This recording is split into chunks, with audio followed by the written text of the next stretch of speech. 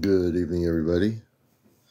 Welcome to Encounters, the late night spiritual UFO talk show with your host, CmdrAleon. And we just got a new half gallon of cider. So we have cider.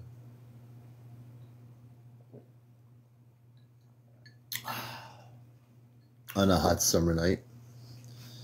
Gotta have some cider. Should siblings date? That's a really interesting question. No one's ever asked me that before. Should siblings date? I don't think I have an answer on that. I don't think so. Should siblings date? No one's ever asked me that question on Encounters. I mean, I get a lot of cosmic questions, but that has never been one of them. Hey, man, Ray, good to see you. Hey, Breastless Club, good to see you. Everybody coming here, Granny. Everyone, Warrior Square. Because something. David, welcome. Merle, no. Yeah, Merle, yeah, I also believe that. Merle, no. I'm going to stay away from that question. The radio show went well. I'm backlogged by 2 shows, I think, right now. So I have 2 shows to download onto YouTube, which was, by the way, the channel, my YouTube channel, Astro Command Spaceship News, is the channel where you can watch all our previous shows, including this morning's show. Hey, Brandy, Cuddy 303, welcome. Howdy ho, Deborah, Voice of One, welcome to the show. Thank you for the heart. Thank you so much. And I must set my goals here for this evening. Also, I just have to also remember to let people know about my Venmo. My Cash App to do a donation of $5 or $10 is my Venmo. It's on my face. It's right here on my TikTok. So anytime you wish to make a direct donation, I do encourage it. I haven't mentioned my Venmo account really too much here since I've been on TikTok for all this time, but I have a Cash App right here on my profile, and that you can just go there and make a $5 or $10 donation. That would be great. And or just your TikTok. Thank you for the Tahar hat. We appreciate it, Deborah. Thank you. I appreciate that. Hey, Jersey for Life. Good to see you. Everyone coming in here, welcome. And it's going to be a good show tonight. I have no idea who I'm going to be interviewing. The beautiful part about this, I've always made it spontaneous since day one when I started the show. So I never really know what great people are out there, who's going to be the one stepping up with a story about being visited by space people or seeing a Bigfoot or communicating with Bigfoots or fairies or, hey, Sassy Little Mama or, mer people, anything in the galactic cosmic arena. I'm all here to hear it from people that are out there around the world. There's so many people having so many interesting things happen. And I want this to be the place where they can actually do it. Hey, One Toyota, good to see you, brother. Good to see you. I see the hand there. Hope you're doing well with that smile on the profile. You always got a good smile there, One Toyota. Don't ever lose that smile. Chester Ray, welcome to the show. Fifi, thanks for joining us. Camaro, Castella, Gemini 1964, everybody out there. Tanya Coop, wherever you may be, you're seeing me. Everything kinds of rhymes when I kind of speak. I have figured out how my downloads work from Ashtar. Oh, interesting, Deborah. That's a good thing. That's a good thing when you can figure that. Zengo, Boogeyman 382 something. Welcome to the show, Ray Kristen. All the new names, Jerry Dickinson 4, Deborah Do-Gooder, I think it is, or Deborah something, Hector. Trav 60, hey, good to see you, Cheryl. So if you're new to the show, welcome. Thank you for the Tahar hat, Sonia. This is a show about the whole area of the spiritual level of UFO contact. We don't get into so much the nuts and bolts. That would be pretty boring.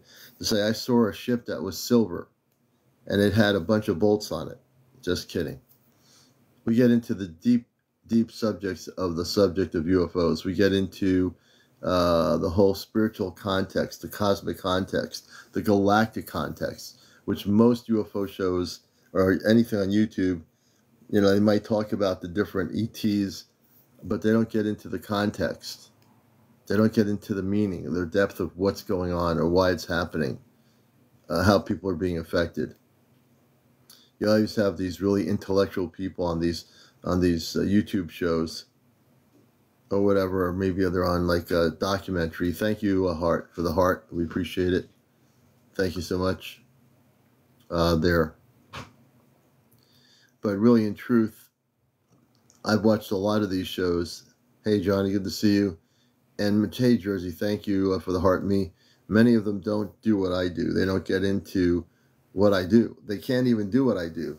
Now that I realize it, they can't sit there on some YouTube show or on, on History Channel to Travel or Discovery and do a documentary and have somebody on there that actually does something. They just sit there. They're a bunch of talking heads most of the time.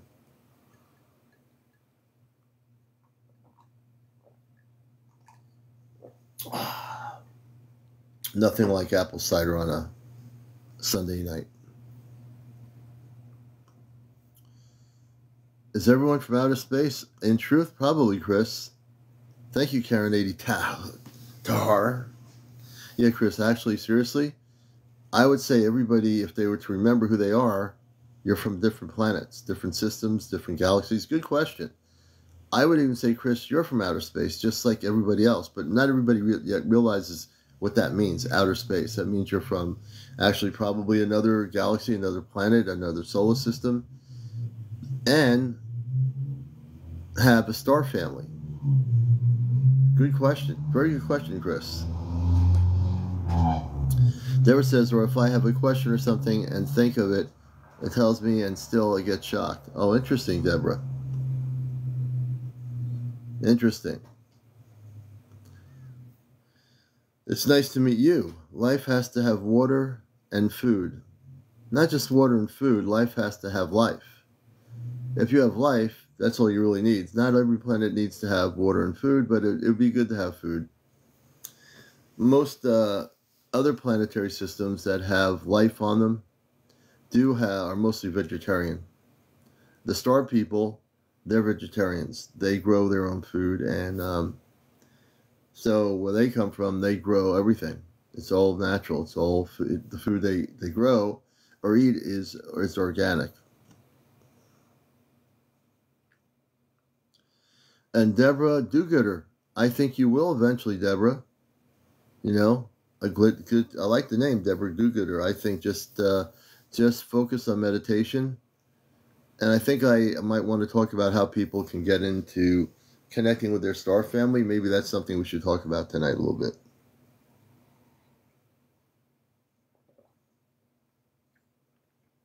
Thank you, Jersey for Life. It comes naturally for me, my tone. When I got into learning radio in the 70s in college, I guess I just naturally had a voice for it. Up in Vermont, when I was in Vermont living in Plainfield, I did radio at the college station. And probably that's where I got my knack for it, Thank you. And maybe, we could get into how you can connect with your star family. I think a lot of people want to make connections, I really, truly believe a lot of you want to really, in your hearts that aren't connecting with your star family, want to learn how that works. Hey, Kevin, good to see you. Very good. I study 1 AD time period.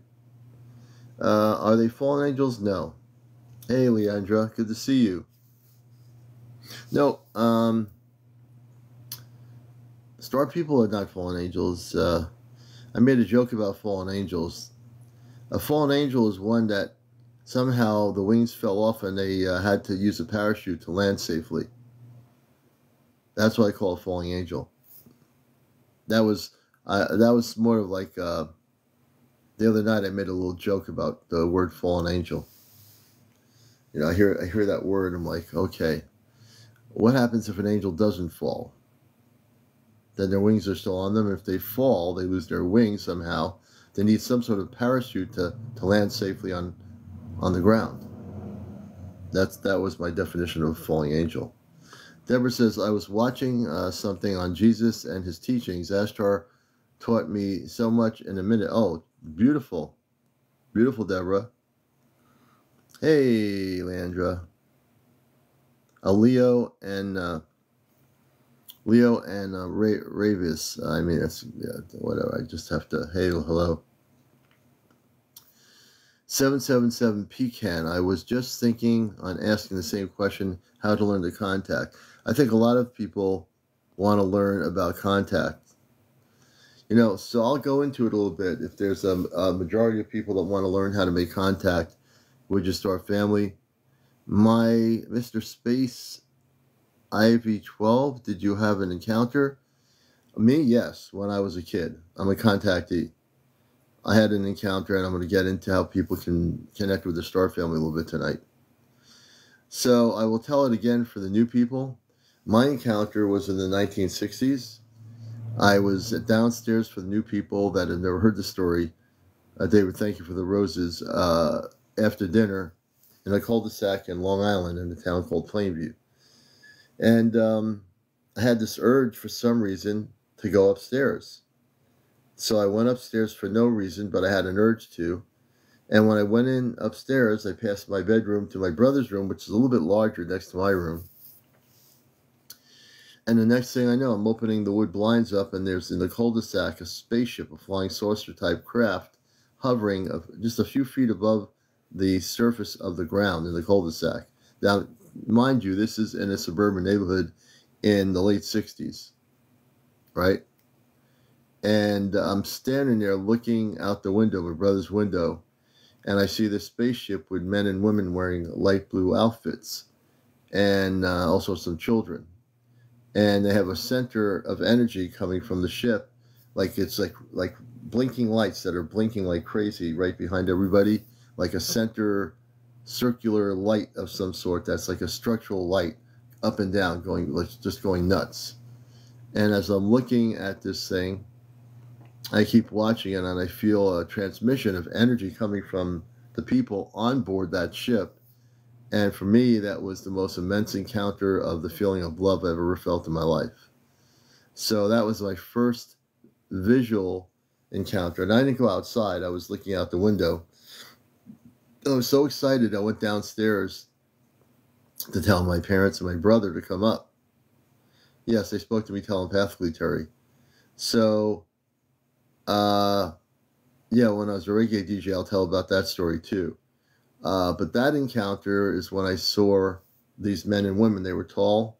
They were looking through like a transparent glass window. I call it glass window for lack of a better term. And they were all looking at me, and I felt nothing but love, pure love. And they told me telepathically that I wasn't from here, that I was from where they were. Hey, Jenny, welcome. You know, yeah, they're both men and women, human beings that were men and women. They were very much like us. No different. The only difference is they were telepathic, and I can tell they're very spiritually evolved, meaning that they had much more of a spiritual love in their heart than most humans do. And I just felt the immense amount of love and went downstairs to try to get my mother and my father and my brother to come up. I was so excited. I wanted the whole family to see this. And they said, oh, yeah, we'll be up. No one ever came up. I got frustrated before I went back in because nobody came up. And I said, why aren't they coming up, you know?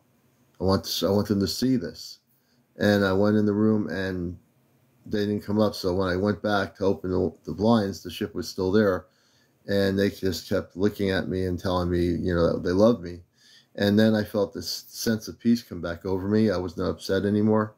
And I just closed the blinds and said that was, you know, I was fine with that, you know. And I just went about my evening, and that was it.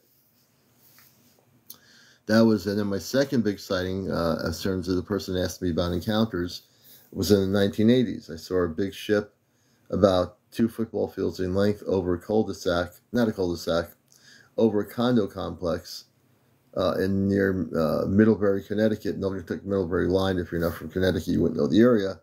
But this area was in a shopping plaza, not big, and a McDonald's across the street from this big hill. And it was called Rubber Avenue. And then as you went past the shopping center, you end up being in the backwoods. It's all wooded. There's some homes here and there, but it's mostly wooded. going up towards the interstate. And I saw this ship for about 35 minutes straight, hovering and spinning above the condo complex on the hill above it, really slow, with four tubular bottoms and lights blinking like firecrackers all over it. And then I saw two little lights come out of it like beams of light, and it did some geometry in the sky above me, which I never understood. It was showing me something. I still don't understand it, but I do remember all these lights crisscrossing, these two lights, creating a geometry in the sky. It was pretty amazing. Those are the two things. My encounter as a kid with the space people, and then that ship. So for people that, I was preteen, Terry. I was preteen when that happened. I didn't know what a lot of stuff was about. I just knew I had many sightings back in Port Washington, Long Island. When I was still a kid living in Long Island, I went to a school, and I was out in the field. It was a cloudy day. I remember everything.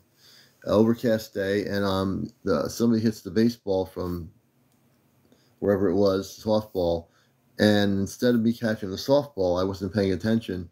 I saw a bell-shaped spaceship going to the east below the cloud line, and I was looking at the spaceship, and I was like, I was so hypnotized by the spaceship, I got hit in the head. I got hit in my forehead with the softball, and I got knocked down. I was a kid. And then they ran over to, get me up, and I don't remember if I told anybody anything. I just remember watching this bell-shaped spaceship, silver, going to the east, and I'll never forget it. I remember everything. I remember every sighting I've ever had, But that one was really interesting. It was bell-shaped. So I've always had sightings. I didn't know anything about different galactic things or star people or anything. I was still, again, understand, I'm still a kid. I'm seeing these things. I didn't tell my parents or anybody about these sightings. I just kept it to myself because, I learned from the first experience they wouldn't come up, and I wasn't going to tell them anymore. So I kept all that to myself until later on. Of course, now in my adult life, things have changed, over 30, 40 years later. And I know who I am. I know where I'm connected with. So my stories are based on my experiences growing up. Well, I didn't learn anything. That's not a very nice comment.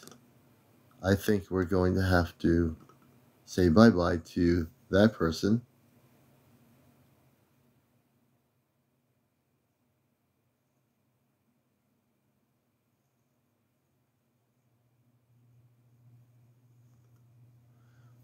That person is going bye-bye. See you later, alligator. Hey, Terry, yes. I believe, okay. The one thing we don't do on this show is allow for people to be responding in negativity. But we made that person go bye-bye. First, if you look at the picture, that was pretty negative. Hey, Terry, thank you. Ooh, negative people. Hey, Yeti, good to see you. Don't fool with the commander. When you pull that stuff, don't fool with the commander. Hey, Karen82, good to see you.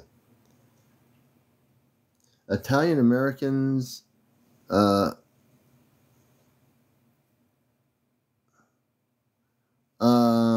you follow Brian Forrester and the elongated skulls? Hey, Karen82, thank you. I know about the elongated skulls. I've watched documentaries about them. And my understanding, I don't follow anybody, but I've watched documentaries on elongated skulls from archaeologist stuff regarding extraterrestrials.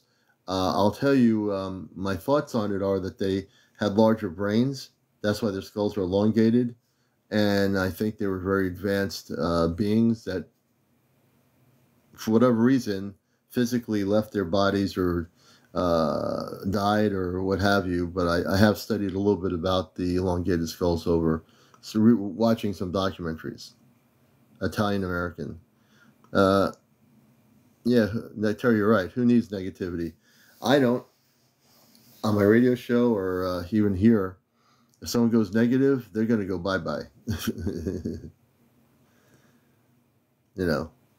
And I have hey, Jaws, man, I got the apple cider.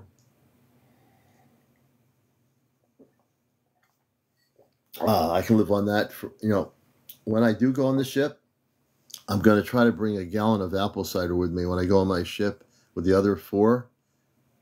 I'm going to make sure I have a gallon of apple cider. I'm going to take it on board ship with me. Jurin Copeland, fantastic information. Dried eyes need wide eyes. Thank you. I like that. No, the DNA wouldn't, because the elongated skulls of these people, Italian, which is very fascinating, is not all space beings have elongated skulls. This particular group evidently did. Hey, I got my cat here. You gonna hang out with us? No? Okay. I think it's a fascinating history of ET archaeology. And like I said, I did see many of those things. Over the years, I've watched certain documentaries that were focused on that. So I think, and that's only one group of ETs that, whoever they were certainly advanced enough, but their brains were were much larger. So I believe that's why, my theory is that's why they had the elongated skulls. Yeah. Terry says, I think the elongated skulls and like Nazca people were intending the visitors from outer space. I think that's possible too. That could be possible, Terry, too. I'm open to different theories. Yeti says, I have always felt like a beacon for unexplainable things. Yeti, interesting. Can you say what you mean by that? That's an interesting comment. I have always felt like a beacon for unexplainable things. Italian says, they finally got someone to run the DNA.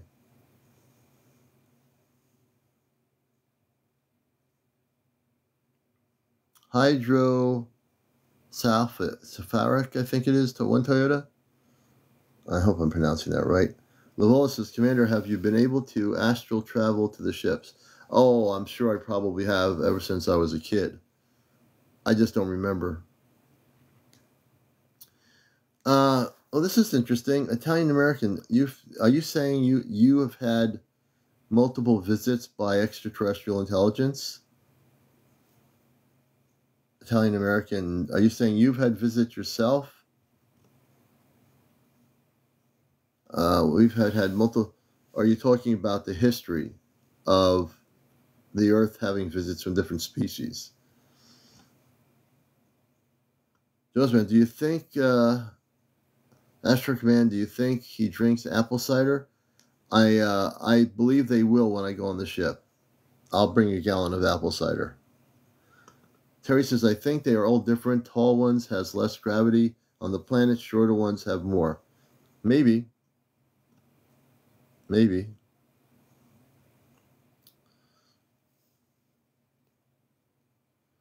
Jenny says, bad person had a strike on his page, whoever bad person is. Do you get visitations in dreams? I do. I'm sure I do. With me, I get downloads, and I don't remember everything, but I get the downloads, which is the information that I need to do what I'm doing. So I get activated with downloads. I think everybody does in some way. Smart Tab Z, I have video and pictures of the beings from 1,000 years ago in Peru. Interesting. You'll have to, when you want to come up there, Tab Z, you let me know, and we'd be happy to have you as a guest. Noah Wood, I had an encounter with Mariska. Hey Noah, can you tell me who that is? Mariska Hargitay? Who's Mariska Hargitay? Let's see. Jenny says I had a visit with a short Zeta, which was what the grays are. They're Zeta.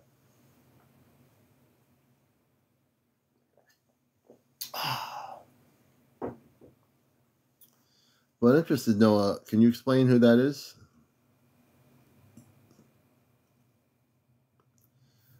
Quell, I've seen things in the sky, had encounters with the Bigfoot spirits, even predicted Mount Saint. You had encounters with Bigfoot spirits. Interesting. Interesting. Cuddy 303 says, I had a visit as well.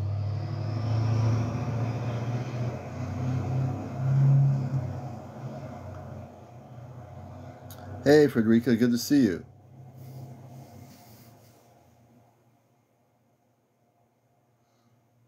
And welcome to the show, everybody who's coming in here. This is Encounters, the late night spiritual UFO talk show.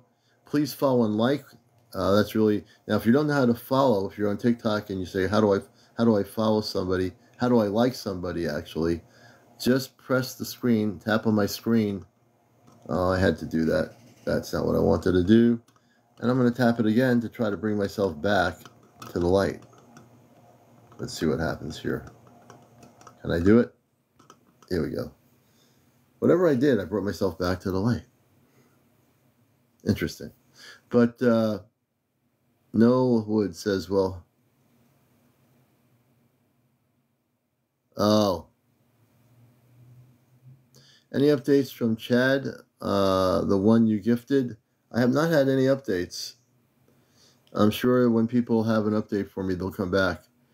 Let's see.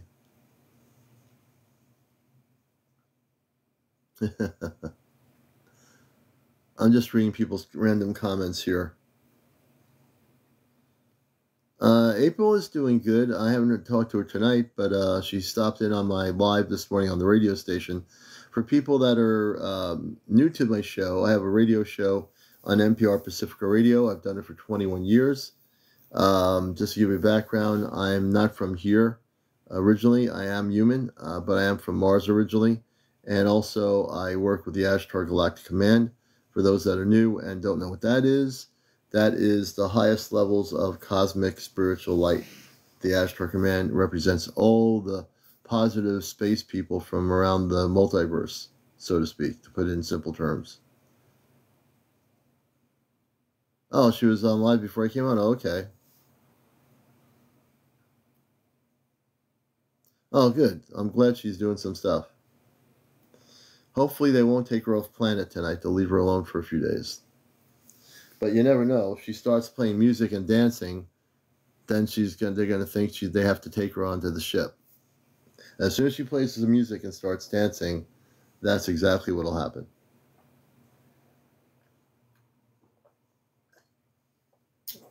So we'll see. And, yeah. It's good to see her doing some stuff. That's a good thing. And now let's see here. I'm just really, her name is online now. Yes, they tell me she's online. She's probably doing it. Hey, Johnny, good to see you, brother. David, welcome to the show. Everybody coming in here. What we like to do is usually interview people that have had encounters.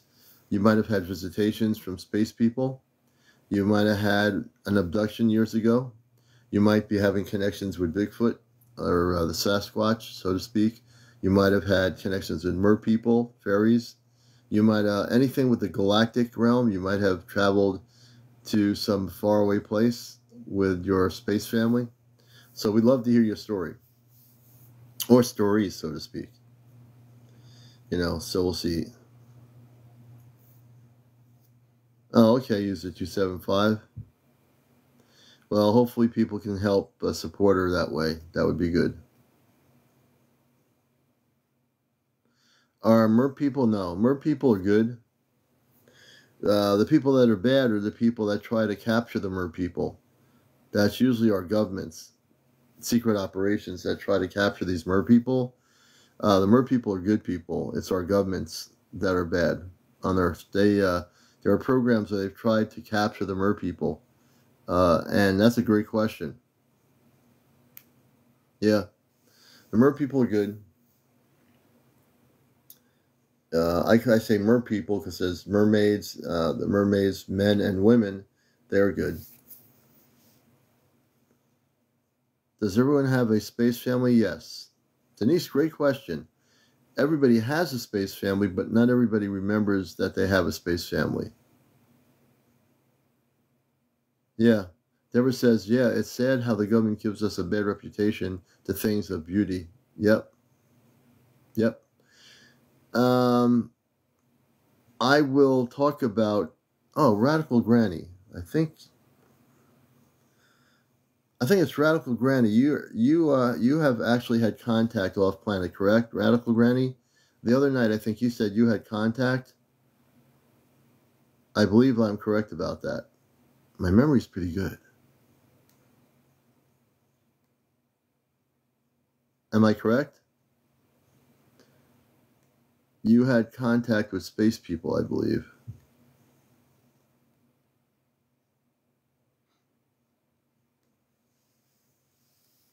And I'm also going to get into how to understand how to connect with your star family too here. So I'll help people tonight with that. Radical Granny, I want to bring you on live. I want you to be my first guest. I meant to bring you on last night or the other night. On here right now. Oh, my screen went dark. Darn it. Nope, no worries. Hey, Radical Granny, welcome to the show. Hey, thank you for having me. It's nice to be here. What can I do to help you? Well, I'm interested in your story. You had in your comments the other night, you sounded fascinating, and I said I got to do an interview with you on Encounters, the #1 spiritual UFO talk show. Yes, I've seen many of aircrafts, but this actually happened. What I'm about to tell you actually happened.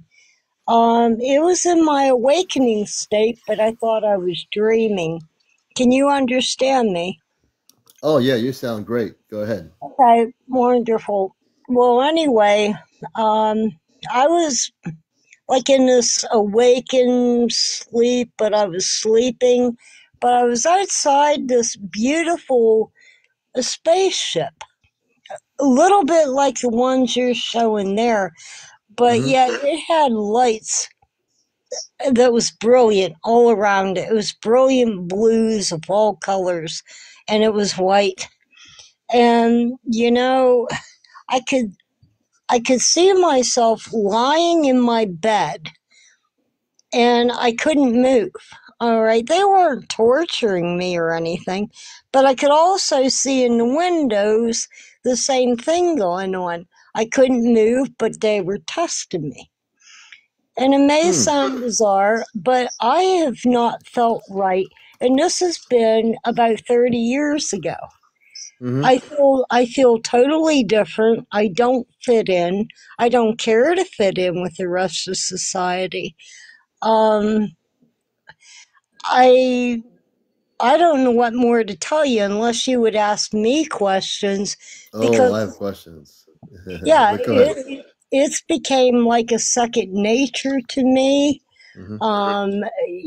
People turn against you for no reason at all. They Mm-hmm. don't understand you. Doctors push you to the side because they think you're crazy. Mm-hmm. And really, at this point in time, what is your handle? What do you go by so I know what to call you? Well, I don't have a handle. My name is Alion, CmdrAleon, which you see here. CmdrAleon, is like this. I don't give a damn to appease the doctors, to appease society. So I've become pretty much a recluse in my life. And I'm Mm-hmm. in my very late 60s. Okay, okay. Well, I'm just hearing your story. There's a thing called cosmic dreams. When I talk about cosmic dreams, it's not really that you're dreaming. It's just in a cosmic dream state, you're meeting space people in the dream state, and you're not really dreaming at all. And then when you wake up, you only remember it as being a dream when in fact it was not a dream at all. So, in the short story that you told me, automatically I can tell you you weren't dreaming. You actually had a real experience. Now, you said you were on a spaceship. Can you tell me what the beings on the ship look like? Yeah, I can. They were cloaked. All I can tell you is they were cloaked. I mean, from the head to the bottom of their soles of their feet. How could I Mm-hmm. see the bottom of the soles of their feet? I don't know. Because laying on the table and looking in to the ship and seeing myself laying on a table, I don't know if you take the two and combine them into one, if that Mm-hmm. makes sense. but you could not move. And I'm not Mm-hmm. telling you I was in danger. I don't Right. believe in, for one instance, I was in danger, but I do feel, um, Commander, that they're coming back for me. And it Mm-hmm. cannot be soon enough because I can't wait to leave here. Ah, okay. And that's a really honest emotional feeling, which I never take away from anybody. So when you met them, how tall were they? Do you remember how tall they were? Yeah, they were not very tall. They were They not weren't. very tall. I would say the tallest one was about 4'4". 4'4". Interesting. So they were relatively short, Yes, and they were actually cloaked. they were cloaked. They were definitely cloaked, but it's not like a cloak that you would think like of black. It was of some kind of silvery. Oh my God, Would you silvery. say like it was like in an energy field around their bodies, or some sort of Yes, yes, yes. The cloak was an energy field. mhm. Um, I wish I could come up with a name, and I will after I get off of here. But opalescence. It, it, Yeah, it you couldn't read through it. My energies could not pick up on it because yeah. I've always used my energies to feel what was out there ever since that happened Mm. to me. And I know So it and sounds you bizarre. have no. There's nothing bizarre on encounters. As you get used to the show, being a contactee, I always want people to know when people say I'm crazy, no one's going to believe me. There's nothing bizarre on this show at all. You're amongst a lot of people here that will tell you you're not crazy and it's nothing bizarre whatsoever. In actuality, it's very normal, believe it or not. What you went through, it is so normal in terms of encounters, visitations that you've had, being taken on a spaceship. The things you're telling me are very normal. I've heard so many stories similar to this.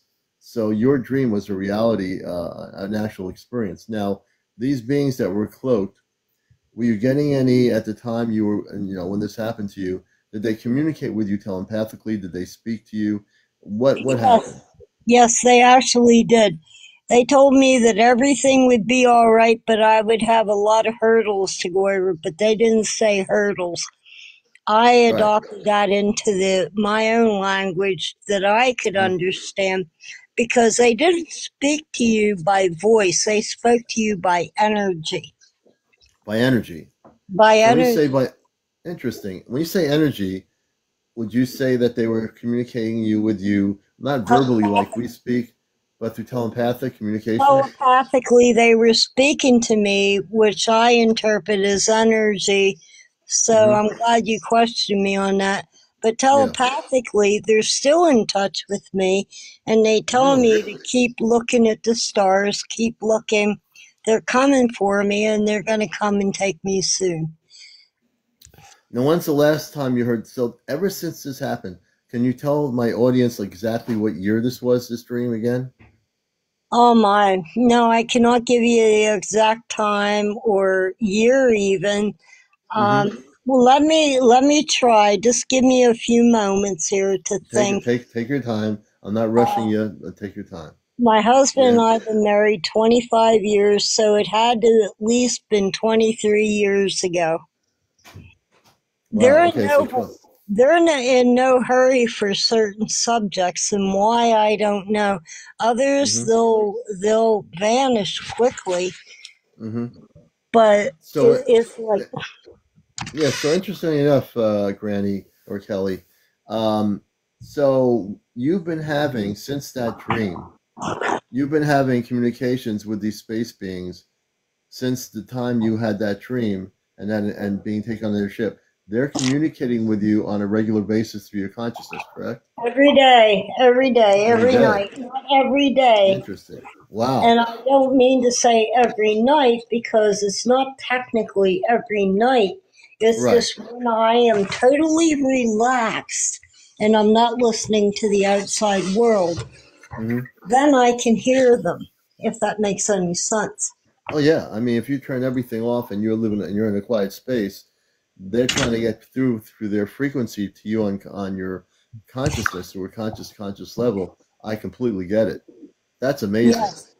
That is And amazing. it's so hard because I have a husband that wants to believe, but he doesn't want to believe. And I have to live, it's almost like I have to keep a separate identity Hmm. um, from not only him, but my doctors. But then yet, they ran a body scan on me. I don't know what the hell they call it, pardon my French. But they Okay. found this little chip in me, okay, at the Ah. hospital. Hmm. And they asked me if I had certain surgeries. I said no, I did not. You know, and I wasn't going to offer any information. Let them find it out, but they're not smart enough. Right. So it was debunked. When I say debunked, it was like, oh well, what the hell, you know? It's Right. what people think, and this wasn't just recently. This was back some years ago, Hmm. but it was in my neck. The implant was in your neck. It was in my neck, and it was where I still have trouble to this day. Hmm. It's in the oh shit. I wish I could tell you, dear, but it Well, was in my neck. I would tell you this here, that when you told me it was a dream, I knew right away it wasn't a dream because of the detailed way you explained it. And that's what I call a cosmic dream. So I tell people, based on your story, I can read energy, and that's one thing people who are new to my show, whatever your belief system is, I can read energy. That's one of the gifts I have when I came to Earth. Well, So when you, your aura, you're not from Earth, though. You're not. well, You're I know one. that. You're not from here, and your aura is completely different than a human being's aura. I, I'm sorry, I didn't mean to go off on that. No, that's okay. So it's interesting you say that, and what makes you say that?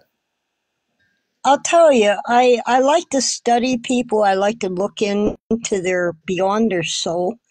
And the way you talk, I go by your vibrational um, tones when you talk Hmm. and or when you speak, and I can pick up that you're not from here.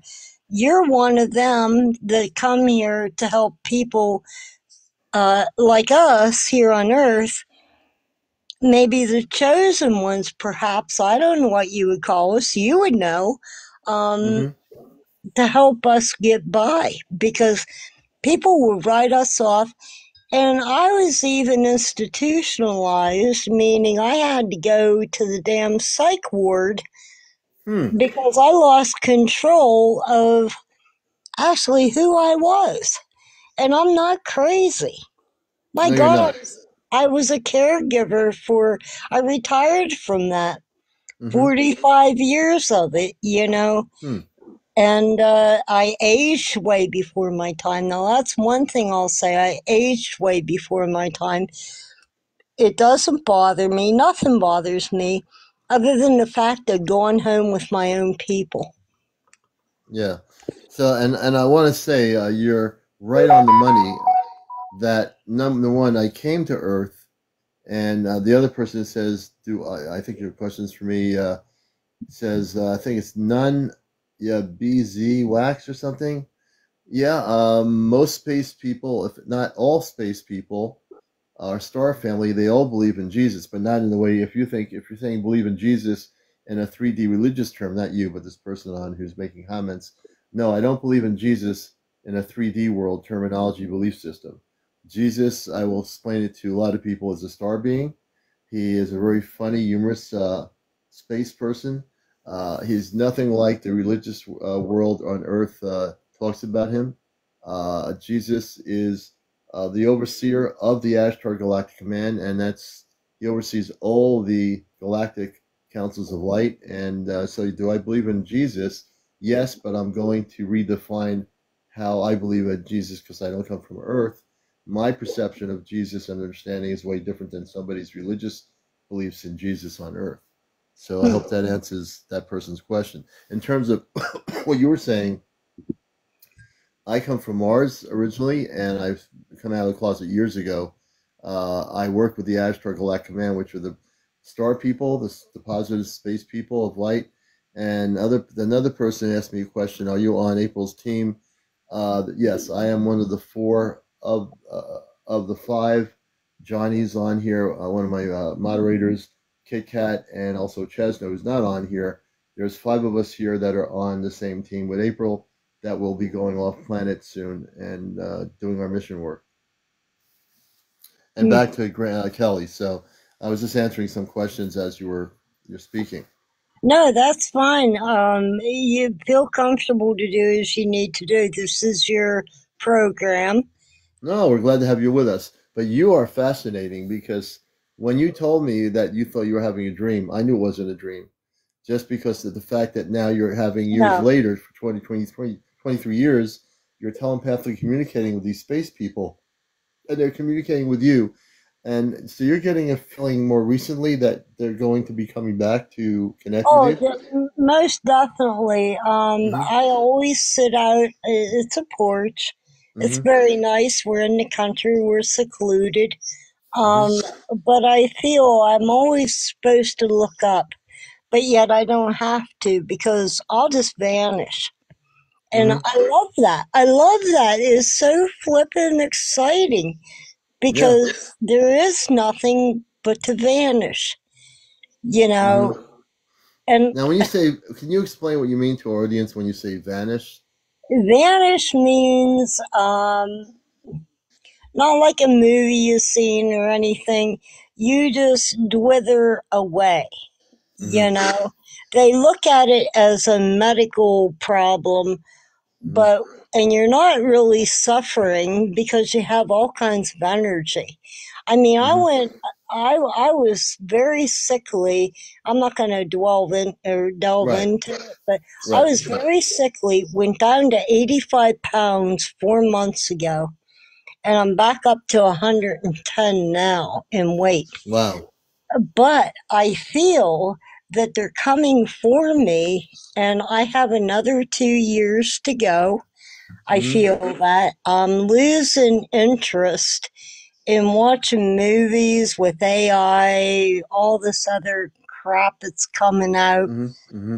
because there are other beings out there. It isn't AI. It's not anything of that. It is the authentic creatures Yeah. and life beings that are out there. We're not the only human race here. There are more intelligent beings out there, like yourself, and you know how powerful you really are if you were pushed to the brink. Yeah. I mean, I usually don't. It's amazing. Your insights about me are pretty right on the money. How long have you watched the show? How many times? I watched it, honestly, I've watched you twice. This Okay. is the longest I've been on because I could not find you. Well, now you found me. So I'm going to. Your insights about me are pretty right on spot. Um, and I will say this. Over the year and I'm just specifically on TikTok, not even anything else I've ever done.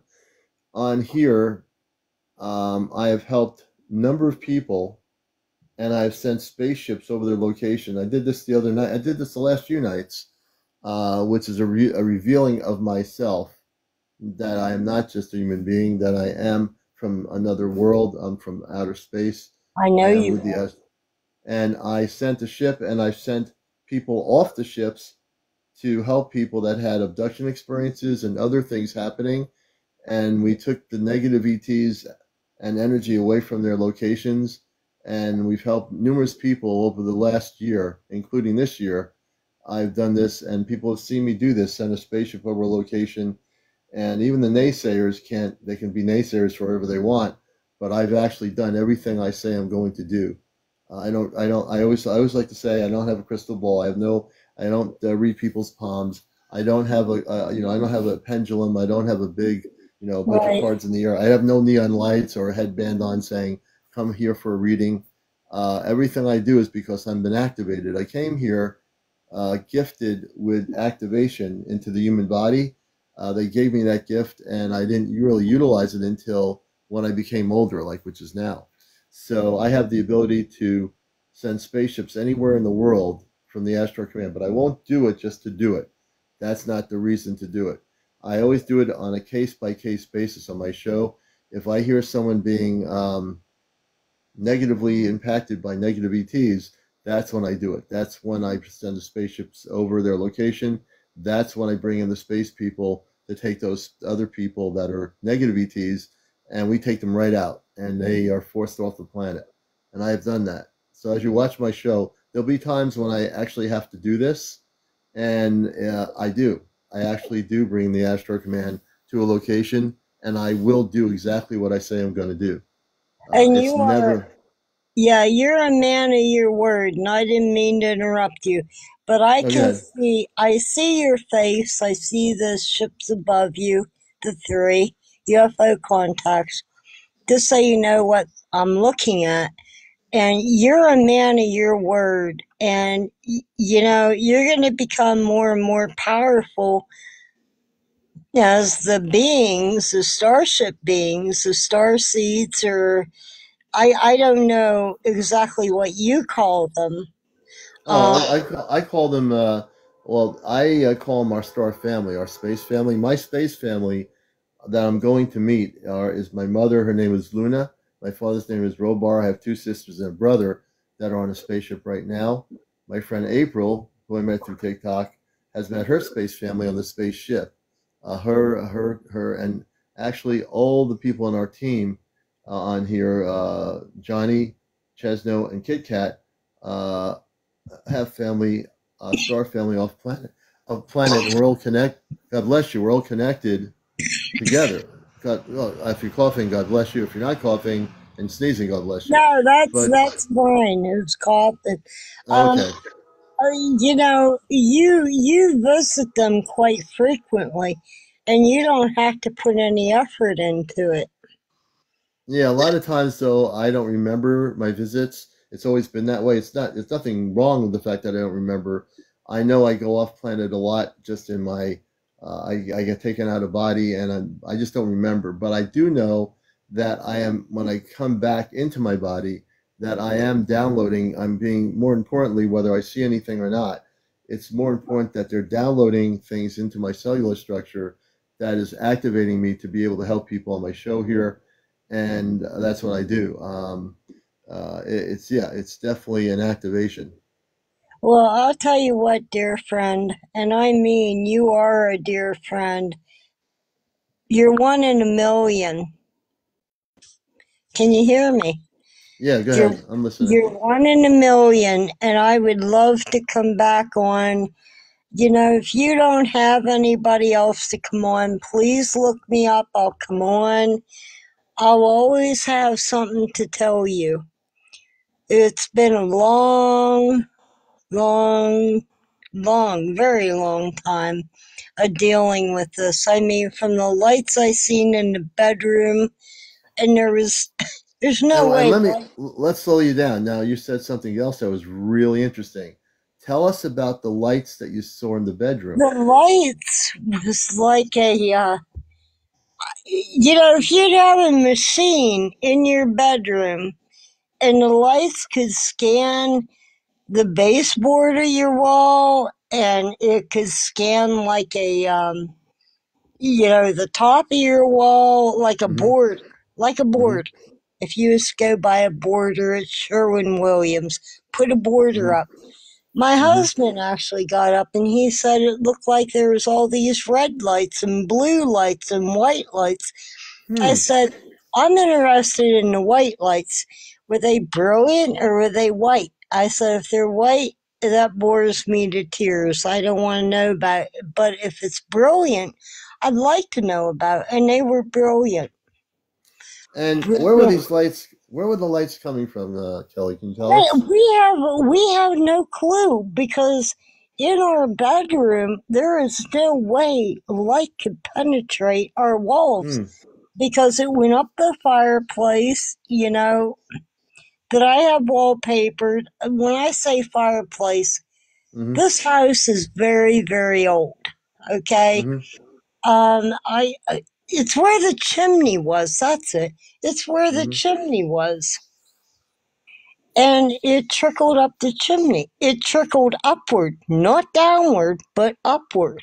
Now, when you And say it went up the chimney, did it just disappear up the chimney, or did you still see the no, lights? no, I could still see the lights You can still see the circling the lights. room. Um, we've had a lot of activity here, a lot. And when my dog died, oh my, I had to have my dog put to sleep. She was a little toy bomb. But when she was lying on the table at the vet's office, most people would say they seen God take your pet up. I didn't see God taking my pet up. I seen something else take my beloved dog up. And it was the lights. It was of the higher intention. Okay, so when you say higher intention, this is fascinating. So your dog Annie leaves, Mary. okay, and these lights take your dog. These lights, these beautiful lights, that they take the dog with them. Not the dog physically, but the let's The say soul. It, the it, soul of the dog. So they took the soul of the dog it took the soul of with my them. dog. It come So down. It come down. I don't mean to interrupt you, darling, but it come down like you was to see a mhm. what do I want to say? Did you say there were some sort of angelic energies involved in that? There is more than that involved with that because I had Really? to have her put to sleep. Hmm. And it took me 3 months. It took me 3 months to have her put down. But when she quit Wow. eating, because she was my soulmate. I know Hmm. this is all bizarre, but Oh, it's she not bizarre at all. she was my soulmate. She was my one and only. And Hmm. then after that, my soul went downhill. And if it wouldn't be for what I had encountered, Hmm. I wouldn't be here to this day. But they're keeping me here Hmm. because something has to be told. And I Do you believe it's to you to and me? nobody other than you. Um, Hmm. because I don't care to be on TikTok. My husband doesn't want me on TikTok, but I'm here. And Hmm. if this is the reason why, I'm A-okay with this. Yes. No, you're a very beautiful soul. I read your energy. You have a very beautiful soul about you, and I do feel that you will reconnect with the space people that connected with you. And I also get energy about your dog, that I think the space people, also angelic realm, maybe higher than that, something with that.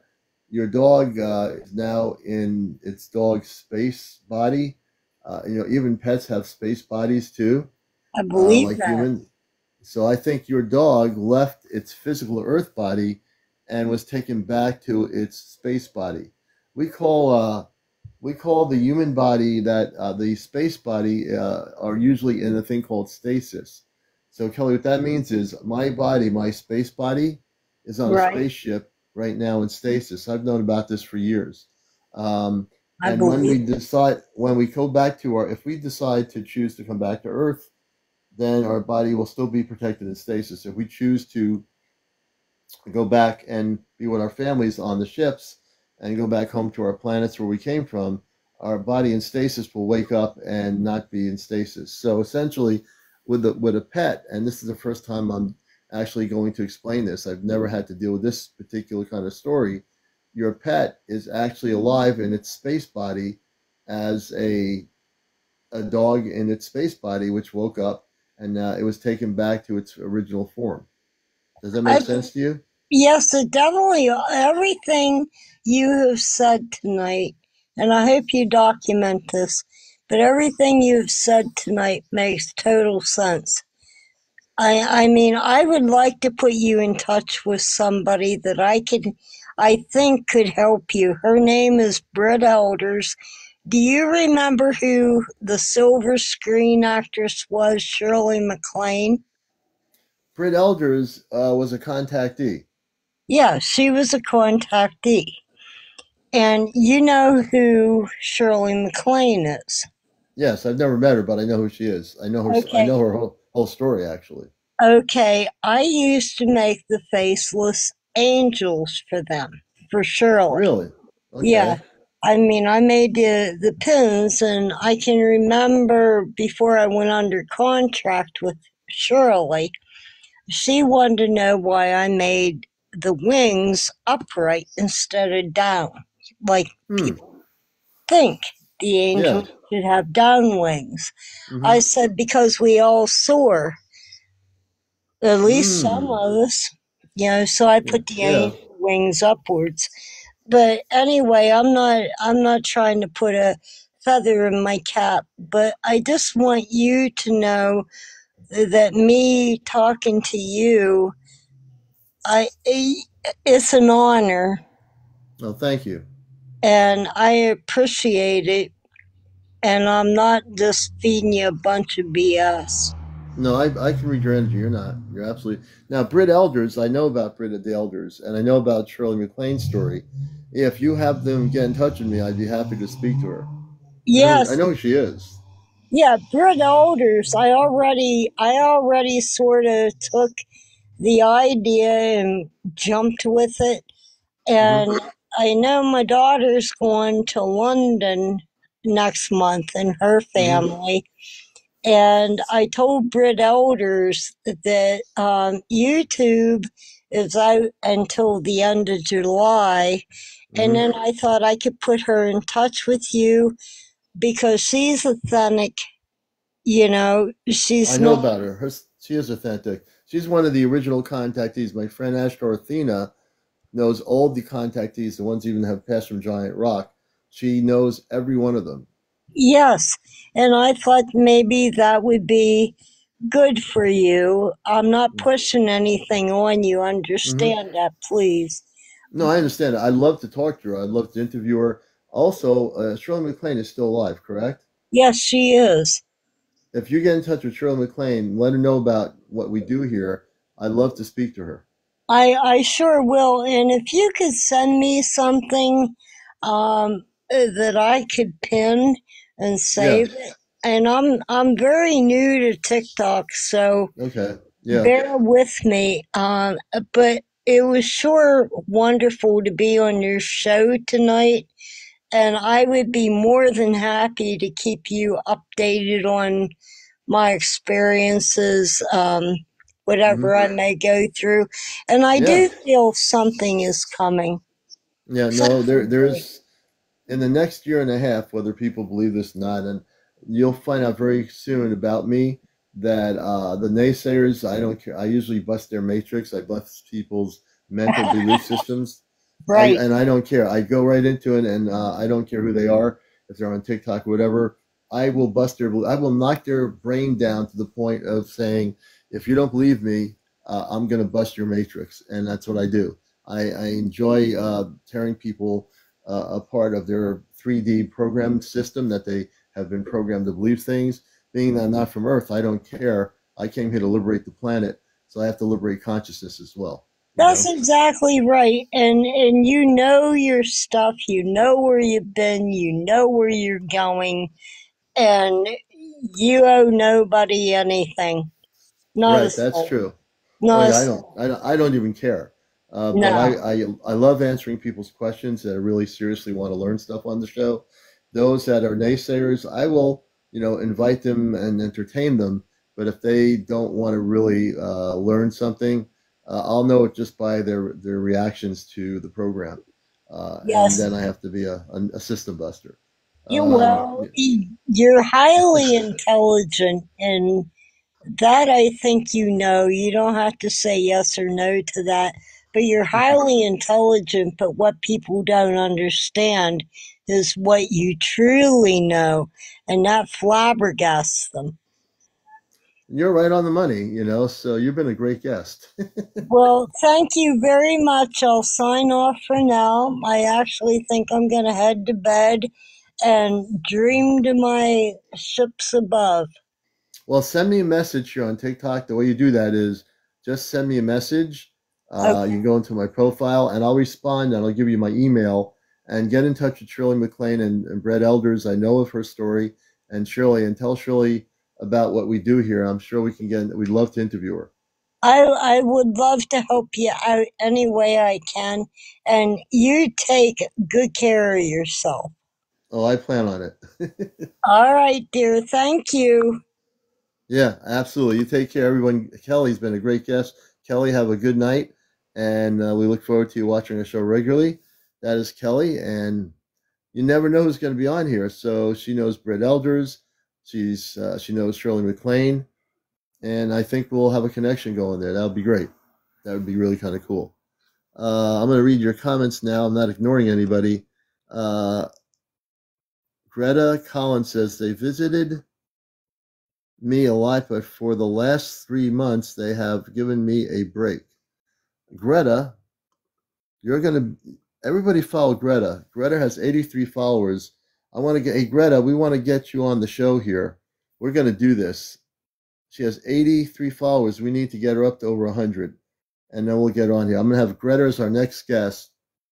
She's given me a good storyline that this is the kind of thing I look for. Greta will be our next guest. People, please follow her. I'm going to pin her comment. They visited me a lot, but for the last 3 months, they have given me a break. So just go on Greta's profile and please follow her. She's going to be our next guest on Encounters, the late night spiritual #1 talk show on social media. Jackie F., welcome. I want everyone to follow Greta. I want to hear her story. I can't wait to talk to Greta. Greta, I'm bringing you on right now. You just hit over 108 followers. So Greta, please press the multi-guest button. We'll have you on the show here right now. It's very simple. Press the accept button and you'll come on audio. Greta Collins. I want to get Greta Collins on here. Let's see if we're going to do this thing.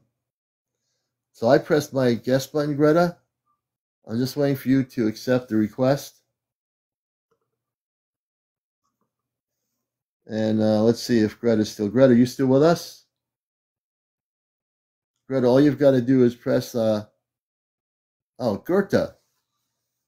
Gerta, press the accept button, Gerta, and we'll have you on the show, Gerta.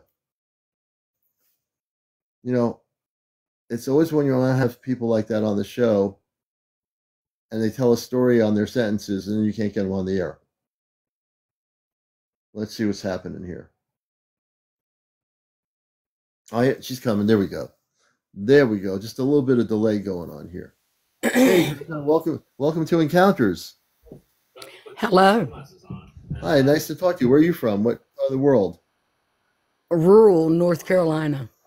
Oh, great. Well, it's good to have you with us. Your comment attracted my response. So can we start from the beginning as to what happened with you in terms of your contact with extraterrestrial intelligence? I think it happened ever since I was a teenager. I used to see odd things back in the late 70s that wasn't acceptable to talk about.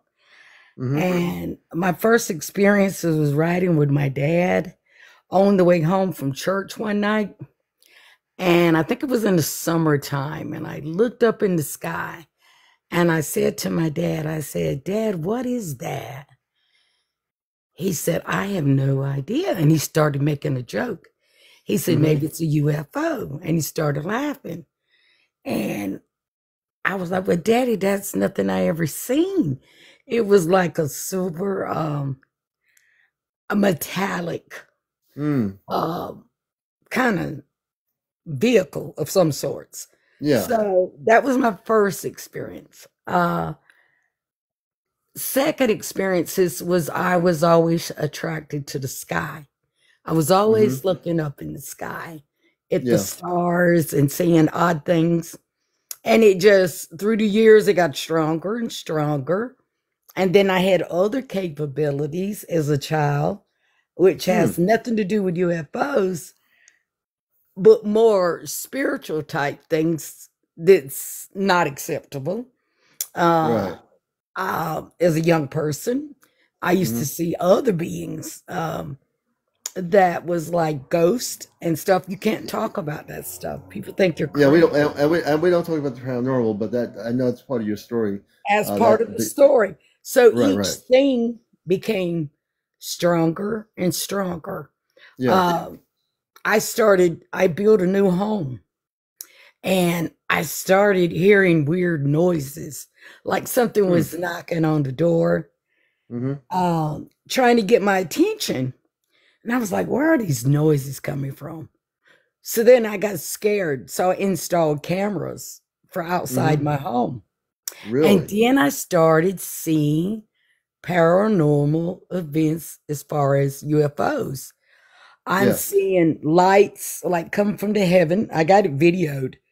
And I would show it to people and they would tell me, oh, those are just spiders. I said, how do spiders come from the sky and make a picture of a light, like something shining down on my property? And Right. it's almost like a tunnel, like it's digging in my dirt. So And when this light is shining down from the sky, it's at nighttime. The light is shining down. I first started seeing them at night. And then I Yeah. started taking photos, random photos, just driving down the countryside. Yeah. Yeah. And I saw like a green, red, and yellow light up at the skies. I was coming from a funeral, and something said, "Take a picture." So I listened. Right. I took a picture. When I got home, I was just looking at the picture, and there was a white line coming from the ground all the way up into the sky. And when I opened it up for my photos, there were these lights. And I said, what in the world is that? That So is the lights didn't show up, Gerta, until you had the photo, correct? right. I didn't see anything, of the Right. paranormal. I mean, or UFO or whatever you Yeah. want to call it. And UFOs would not be paranormal, but it would be actually more in the cosmic galactic topic realm, just to let you know Right. the difference. I just name it all paranoia Right. because I have all this weird stuff that happened to Yeah. me We'll help you that, out. We'll help you that separate it. But go ahead. yeah, that nobody experienced. And I'm like, am I going crazy? And you just don't share this with everybody. So I've been Right. holding this stuff inside. And Wow. there's been times like a light would shine down on me or outside my window, like I had a visitor. Now they never came inside, but I knew they were outside. They were watching me. Right. And it would just attach itself to any kind of electronic thing that I have, especially So let my me phone. stop. So when these beams come down from space, I have to assume they're coming from either most likely a cloaked spaceship that you're not able to see, correct? No, I haven't. I've only seen a few. I got a video of one where there's different times. There's another video where me and my sister went out to dinner and we were on our way home and we were driving in her drive and out of the sky, it looked like a meteor dropped. And then after the meteor, then there was some kind, it looked like a spaceship. It was in the shape of a pill, Yeah. right? It was a oval kind of weird shape, like a Right. capsule It pill. was probably a spaceship. Yeah. And I got that. And then it was like coming overhead of us, but there was no sound. It was Right. not an airplane.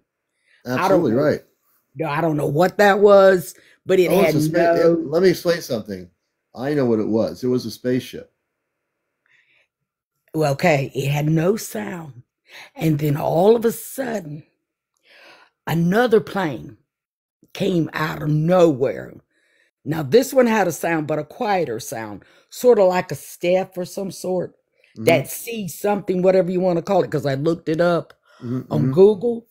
And Yeah. they don't take those planes out for no reason. But all of a Right. sudden, that particular plane came out and was chasing that Yes. UFO. The Air Force was chasing that spaceship. Right. And there was Yeah. nothing on news, nothing in the paper about it. but I caught it on video. So I Yeah. Googled my video, and Google said that what I had captured was a type of UFO that has been documented. Right. It was a spaceship. It was a spaceship. I'm telling you right now. I know I read energy, and I'm telling you it was a spaceship. And that was another time. Let's see, other time I've had. I've actually seen them. Now, I've seen weird little beings. This is another one. Okay, Weird and little beings. and if I interrupt you, it's only because I'm very interested in what you're saying. Okay. So now let's talk about first of all, before we get into the little beings, the rays of light that came down to the ground level. When that happened, did you feel a sense that there was like a cloaked beings coming off of the rays of light, and they were physically not visible to you? There's times when I just seen the light, and then there's times that I seen little orbs, and then there was times I seen little beings that didn't look like anything normal I've ever seen. Right. Well, it wouldn't be. But the lights are so bright. They look like, when Hollywood has those lights when the people are going across the Red Cross against the let's say Roman Chinese Theater, and they're lighting up California in that particular area. Right. It is that bright. Interesting. And what's coming down is like different times. It's coming down in a large beam, and it's focusing on my property. My initial impression was there was something inside my property on my ground that they needed. And it was like they were digging. It sounds like they were looking for something on your specific property. Are you out in the country? I'm out in the country. Okay, well, it makes sense. There's probably something there that could have been there way before you lived there. Some sort of energy or something in the ground. It could be crystals or something that they're attracted to on that property. I can't be 100% certain. Well, they came for months. They came for like months and months in my backyard. I got photos. I mean, videos of it. And they were just, it was like a funnel, or like a suction, like they were suctioning the dirt and pulling something out, because you can see it like go up. Yeah. But I couldn't see it physically. I only seen it through my video cameras, my security cameras. And in your area, Gerta, is there a history of any crystals in the ground, like crystal rock or anything like that in the ground? I used to find crystals as a child in the field. Crystals. Okay. Yeah, because it was farmland. So it sounds like there's crystals in the earth in that area, and maybe again they're looking for something related to the crystals in terms of whatever they're looking for. And you said it was going on for months. Then you mentioned, and people, you're watching Encounters. I'm your host, CmdrAleon. The show's on 11 o'clock nightly here on TikTok. You mentioned also these little beings. Can you explain a little bit in detail what the little beings, when you say little, how little were they? How tall were they? Can you give us a kind of an understanding of that? I couldn't tell you because I was seeing them on my video, and then I was recording from my phone to the video camera. I wouldn't dare go outside and approach whatever it was, because you couldn't see it, because I opened up the door to look and there's nothing there. There's no light. There's nothing. So I locked the door, went back to the camera. I think I got that recorded. Went back to the camera, and it almost looked like, if I would show this, people, they'd think it was a joke. It almost looked like a being that was a hand puppet, like a little face, and it was just moving around, jumping like crazy. And I was like, what in the heck is that? Now, it wasn't a spider. It wasn't an animal. Do you think it could have been fairies? It was fairies would have been that small. It was bigger than that. It was like, it was bigger than a fairy. If I had to measure by guessing, it was probably anywhere from 2 to 3 feet. Okay, so yeah, it'd be way bigger than a fairy. Okay, so it was not a tall being whatsoever. Were you getting any feelings that this being, this 2 to 3 feet being, was from here, or did it come from that beam of light, or did it come from off planet? What were you getting? I'm getting it was a UFO. It was a visitor, because every Visitor. time they visit, they're nice. Yeah. These beings, the feelings that I get from them is not a bad feeling. It's a Yeah. No, I visitor, got you. and they're looking for something, and they're trying to communicate with me, because before they come, I hear a knock on the door. I always know when they're coming. I don't even have to look at a video camera. Okay, let me slow you down. So you hear a knock on the door when you know they're coming. Now, I know you've never answered the door when they knock on it, correct? No, I go straight to the video. Okay. So would you ever consider, if you don't feel they're negative or anything, obviously it sounds like they seem like they're very friendly, whoever these beings are, would you ever answer the door? I probably could, but Why not just go for it and do it? I've had so many visitors. I'm like, if I can keep the door between them and me, I'm good. I'm serious. Right, but I know that, but there's as I'm reading your story, and this is to help you. If you yourself feel like there's no negativity with these beings whatsoever, and I get that, and actually I feel that, that they're not there to harm you or anything, I think they want to communicate with you, but you have to. I think so too. I've got it strongly that they want to communicate. They want to tell me something. Yes. I know there's crystals between me and you. I don't tell too many people. There's a certain area in this area that was some land that was donated to a town, and the town was going to sell the land, but they found out there was these very expensive type, I don't know what to call it, dirt with crystals in it. The town wouldn't even, they cut off the sale. Some kind of big company was going to come by and buy the land. And they found out how valuable it was. I don't know exactly what those crystals make, but they didn't sell it, and it was hush hush. It kept quiet. Yeah. Well, those crystals are related to off-planet stuff. Those crystals, now I can relate to your whole story even more so, that the beams of light coming down, the crystal energy, like in Sedona, there are these huge crystals underneath Sedona. There are crystals underneath your property that are very high frequency crystals. That's why they've been for months they were coming there. The other thing is, and my perception of reality, there are other people say, don't answer the door. They're coming from a fear-based reaction to your comment. I'm not.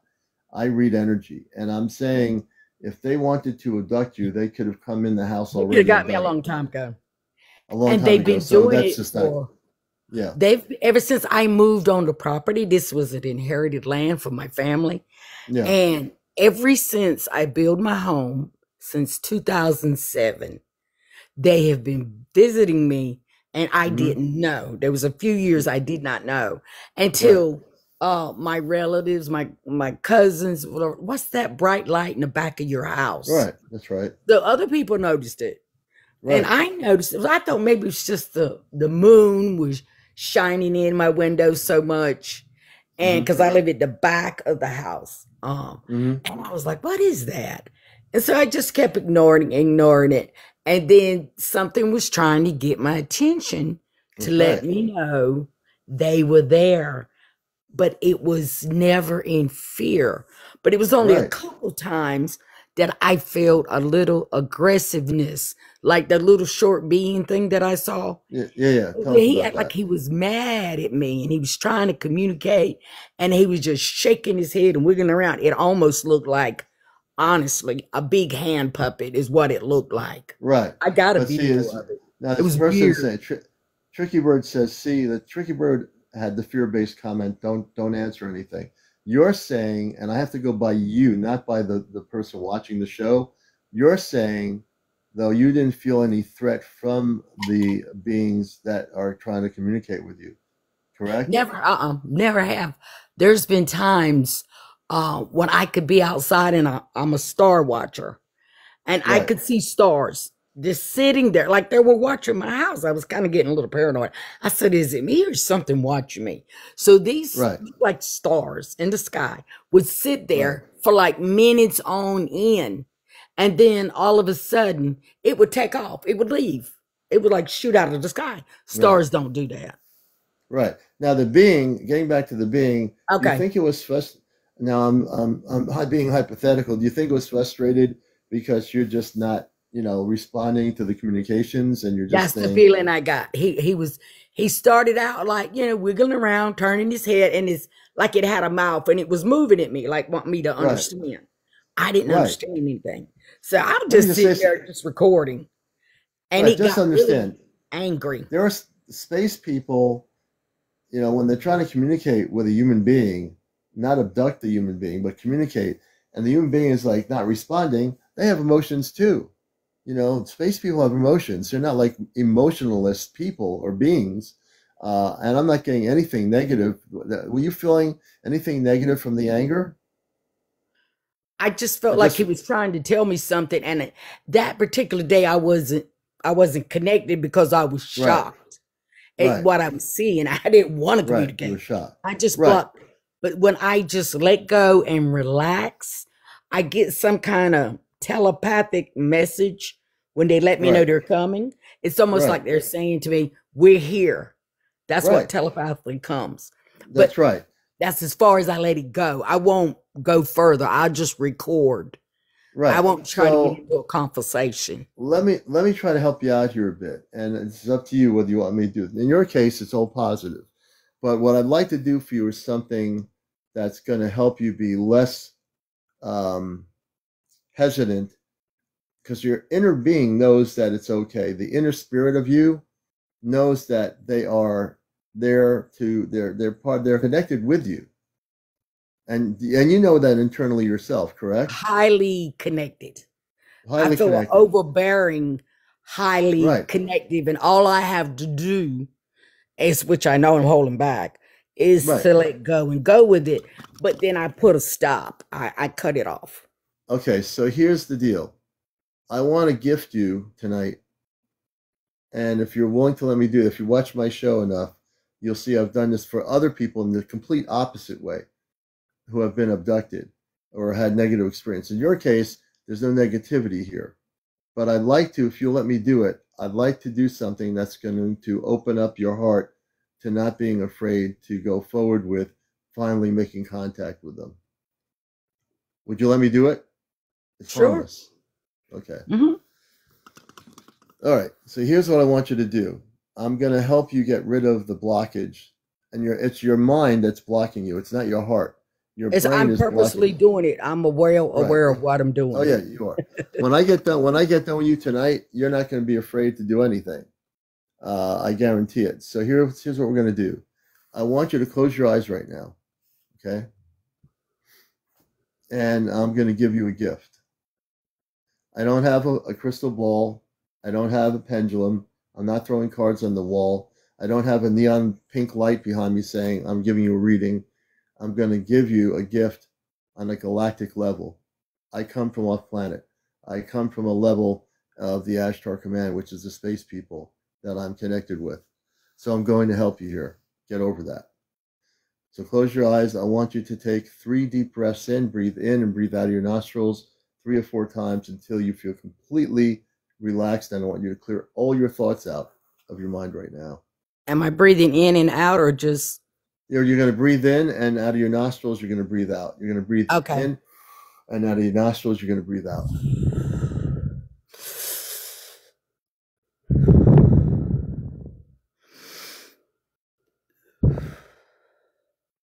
Okay. Okay. Mm-hmm. And what I'm going to do right now is something on the other spectrum, which I've never done, is someone who's actually having positive experiences, but the mind is telling you not to make the connection. And we're going to get the mind to clear that out. So here's what we're going to do. And just keep your eyes closed. I'm going to send an Ashtar Command ship over your location right now. Not a large ship, but a cloak ship. These other beings will be aware of the ship coming. And we're not chasing anybody away on this one. In a minute or two, maybe a minute, give me a moment, we're going to send 4 space people into your home. These 4 people are from the Ashtar Command, 2 men and 2 women. They're about 7.5 feet tall, to be exact. You will not see them, but you will feel their energy. They can go right through the wall. They go right through the molecular structure of your physical environment. They're able to do that. Excuse me. In a moment, they will be in your physical room. You'll start feeling a very high sense of love energy coming from them, from the highest levels of light. Please keep your eyes closed. Relax. Tell your mind to just relax. Relax. How are you feeling right now? Are you feeling relaxed, in a relaxed mode? Very relaxed. I feel a coolness. Yes. Breeze. In a moment we're going to have them do something that's going to let go of the fear. In this particular case, the mind has been stopping you from making a very positive contact. The mind sometimes gets in the way when it shouldn't. So we're going to make sure that it just leaves you alone for a couple of minutes here. I want you to keep your eyes closed. I would like the space woman, to slowly walk over to you, Gerta. We're going to have her where your top of your head is. Can you please, in a moment, touch your hand on top of her head to release the fear, to take the fear out of her consciousness? And also, as she does that, you will feel a warm sense of warm energy coming through your body. When you do feel the energy vibrationally coming through your body, at that point, let me know, but there's no rush. She's going to touch you about now, in a moment.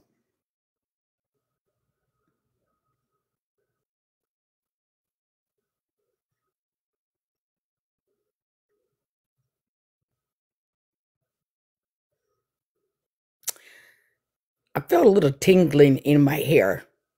Yes, she's touching your head. She's touching your head right now. Yes. Okay. I do feel that. You want me to keep my eyes closed? Keep your eyes closed. And anyone here who thinks what I'm doing is not real, you need to wake up. Because if you're laughing at this thing, then you're afraid. You're afraid of what I do. What I do is real. I'm feeling a breeze, and I'm feeling a tingling down to my hairline scalp, the ends of my hair, in my scalp. Okay. Yep. I'm just doing a few things here. I'm taking a couple of people out. And give me a second here. Let's see, who else do I need to take out here? Oh, they're making fun. I took 2 people out as moderators of the host of the show. I want to protect my guests, so I took 2 people out. And if anybody else wants to be taken out, just laugh at this and we'll take you out. And I'm going to start focusing on you. Keep your eyes closed. I just had to do a few things here. Whoops. One thing I can say for people that don't believe in certain things, I found it all my life. I've been getting messages forever, and I'm not crazy. I am 64 years old. I do not look it. I'm from a special blood type. So I've known for a lot of time certain things is going on that I don't understand. Right, I have no knowledge of it. They're not coming to me for no reason. Right. And so sometimes you can tell by your blood type certain things. And I want to refocus on you again. So again, the good thing about me is being a host, I have my moderators and myself. Okay. I will take anybody out, just for a heads up, anyone here who and whenever I have guests on, if you go negative or laugh at my guests, I will take you off the show and block you. So you'll never ever get to see the show again. So before you laugh at a guest or anything, think clearly about what you're going to do and why you're here. But anyway, I'm going to get back to you. So, so right now, let's go focus back on you. Keep your eyes closed. And also at that moment, The woman, I want the space woman again to tap on her right shoulder just to let her know everything's okay. Give her, just touch her right shoulder for a moment, please. Keep your eyes closed.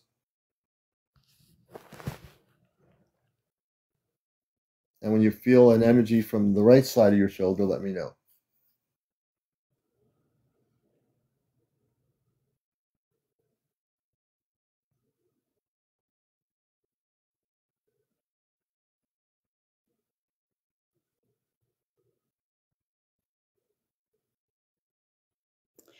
I don't feel a tap, but I feel a cool breeze, like Yeah. somebody sliding their hand up and down my arm.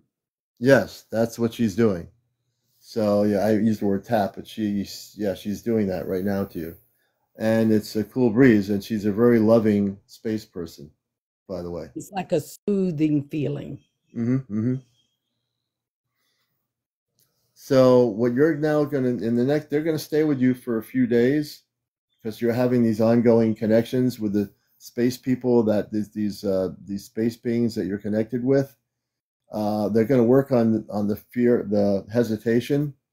By the time they leave your specific space, you will not be afraid to go outside and connect telepathically with the small space being, and you will actually get information from that space being. How do you feel? I don't feel afraid. I feel like Yeah. somebody is consoling me, or, like Yes, yes, they are. rubbing my shoulder and saying it's Yes. okay. That's It's okay. exactly what she's doing. We're not here. She wants you to know it's okay. Yes. But I've never been afraid of them anyway. I just didn't want to know, basically, because I had some other stuff going on. I said, I don't want to know anymore. I don't want to see anymore. And I just put a block. And I think that's why they probably went away and gave me a break, because they felt it. I don't want any more knowledge, because I already see enough. And I was like, I need a break. Just too much stuff is being shown to American people, and people don't want to accept it. And I think in the next 3 months, we're going to see things. And if you're not psychological in depth to think and raise the bar of your mind, some people are not going to be able to take it psychologically. They're not going to be able to deal with it. And I'll tell you, right. It's not going to bother me. Right. And some of the people here, any of you who are non-believers who've been programmed by everything, by social media, mass media, I'm here to tell you, as a talk show host for 21 years on NPR radio, as a contactee since I was a kid with Positive Space People, I'm here to tell the negative nannies, I'll call them negative nannies, if you're here watching this show and you're here to be totally negative, we will take you out. Be aware. My moderators I was going to tell you something else. I just got a message. It reminded me they have been in my house. And it just said to me, you remember the times you get in the mirror and you lose time and you were late for work? Mm-hmm. And it's true. That happened to me, and I could never understand. I'm getting ready for work. Everything's all set. And then when I look, I lost an hour. And I don't know where the time went. I was standing in the mirror, putting my makeup on, getting ready for work, and an hour had went by. And I was like, what happened to my time? Right. And I have no idea, Right. And it got so bad for many, many years. I had to go to the doctor to get a note to blame it on something else. Right. And not tell anybody. To cover my back and do a sleep study, to cover my back, because I couldn't tell normal people what was really happening. But I was losing an hour, every morning, just standing up normal. Nothing's wrong with me. I'm just putting my makeup on. And I said, it was just 10 after 7. It's almost 8 o'clock now, Yeah. And it's just odd. And I never could understand. I went to doctors to figure out why am I doing, but this was after I moved into this house on this property. I never had that problem before. and it Yeah. got really bad. So I had to go to the doctor to get a doctor's note for my job to Yeah. protect my job because that Wow. was happening. So I couldn't tell the truth, couldn't tell the doctor. That'd probably, put me someplace, but that's what Yeah. happened. Yeah. No, you're definitely connected and tuned in. I think once our space people from the command leave your location, um, that you will now, the next time you see this small being, tell them that you want to know what their communications messages are. You just tell them that you're ready to talk to them, interact with them, and learn about where they ask them where they come from. You have that right. Ask them where they come from. They're kind of short, 3 feet tall. The tallness or shortness of the being makes no difference if they're coming from a perception of reality that is of the light frequencies of Christ consciousness. You can ask them that. Do they know about Christ consciousness? And they should respond in kind to that particular question. But I think, they're never the same. It's the little character I told you I saw. I only saw that one time. Most of the time it's light. There are like a tunnel light yeah, shining down from the sky. interesting. I got another one, and it's a cross between, and I could show you. I think it's on my Yeah, page. You okay. could look at it, and and I got proof of what I'm saying. It's documented. It's a photo. You can see a ghost to the right, and you can see that bright light coming straight out of the sky, Mm-hmm. shining down on my property. So if you Hmm. go to my page, I got 2 pages. One is Gerta Collins. If you look at that Mm-hmm. one, there's the ghost on there, and you can see it yourself. It's Yeah. documented. Yeah. Um, And we said from the paranormal, but the other thing is the ET part of your but the story is really. UFO is on there too, is what I'm trying to say. Oh, It's okay. The UFO's across. on It's there too. across the 2. The Yeah. the one ghost. She's been here like over 5 generations. She's been documented. But the UFO in the midst of that was the killer, Mm-hmm. which I don't even mention it on the Right. page. I just talk about the ghost. Because if I Right. threw that in there, they say, oh, wow, she's really off. But if you look at that photo, and the photo is coming out of my security cameras, I took a picture of a security camera. Security cameras. Yeah, okay. So if you take a look at that photo, and a lot of people don't believe it, they think it's some kind of thing. I'm too old to be going outside making little crappy stuff. You know what I'm saying? Right. I don't Right. have the technology capability. The only thing I could do is point a camera and take a shot. Right. So Well, the that's what you're cameras, actually a seeing. security camera is great. Someone's saying this fear wolf. I wanted to answer their question, their comment. These religious people, I need to just answer. Like once in a while I get the religious people in here. So let me just put it this way: Jesus Christ is from outer space. I know fear wolf. You probably look at Jesus from a religious standpoint. You probably saw him on a cross in some church somewhere on earth. Jesus is from outer space. Jesus is a star being. Now the religious person's going to have their mind blown here. Well, it says in the Bible, God created everything. He created the world. How did he do that? Where was he at when he created it? Where was he located? See, people got to put that together. Where was God created when he's looking down at the earth and created it? This is even before man's time. And God created the whole multiverse, right? God didn't just create our planet. These people are fixated on God and earth, and that's very limited consciousness. God created the whole multiverse, every dimension, every solar system, every galaxy, every life form beyond Earth, not just here on Earth. God did not create churches and temples and mosques. Humans did that, all that 3D stuff. And Jesus, the treasury, God didn't create the treasury either. They did. Man. Jesus is a space being. Jesus is from the stars. Jesus is a beautiful being of light.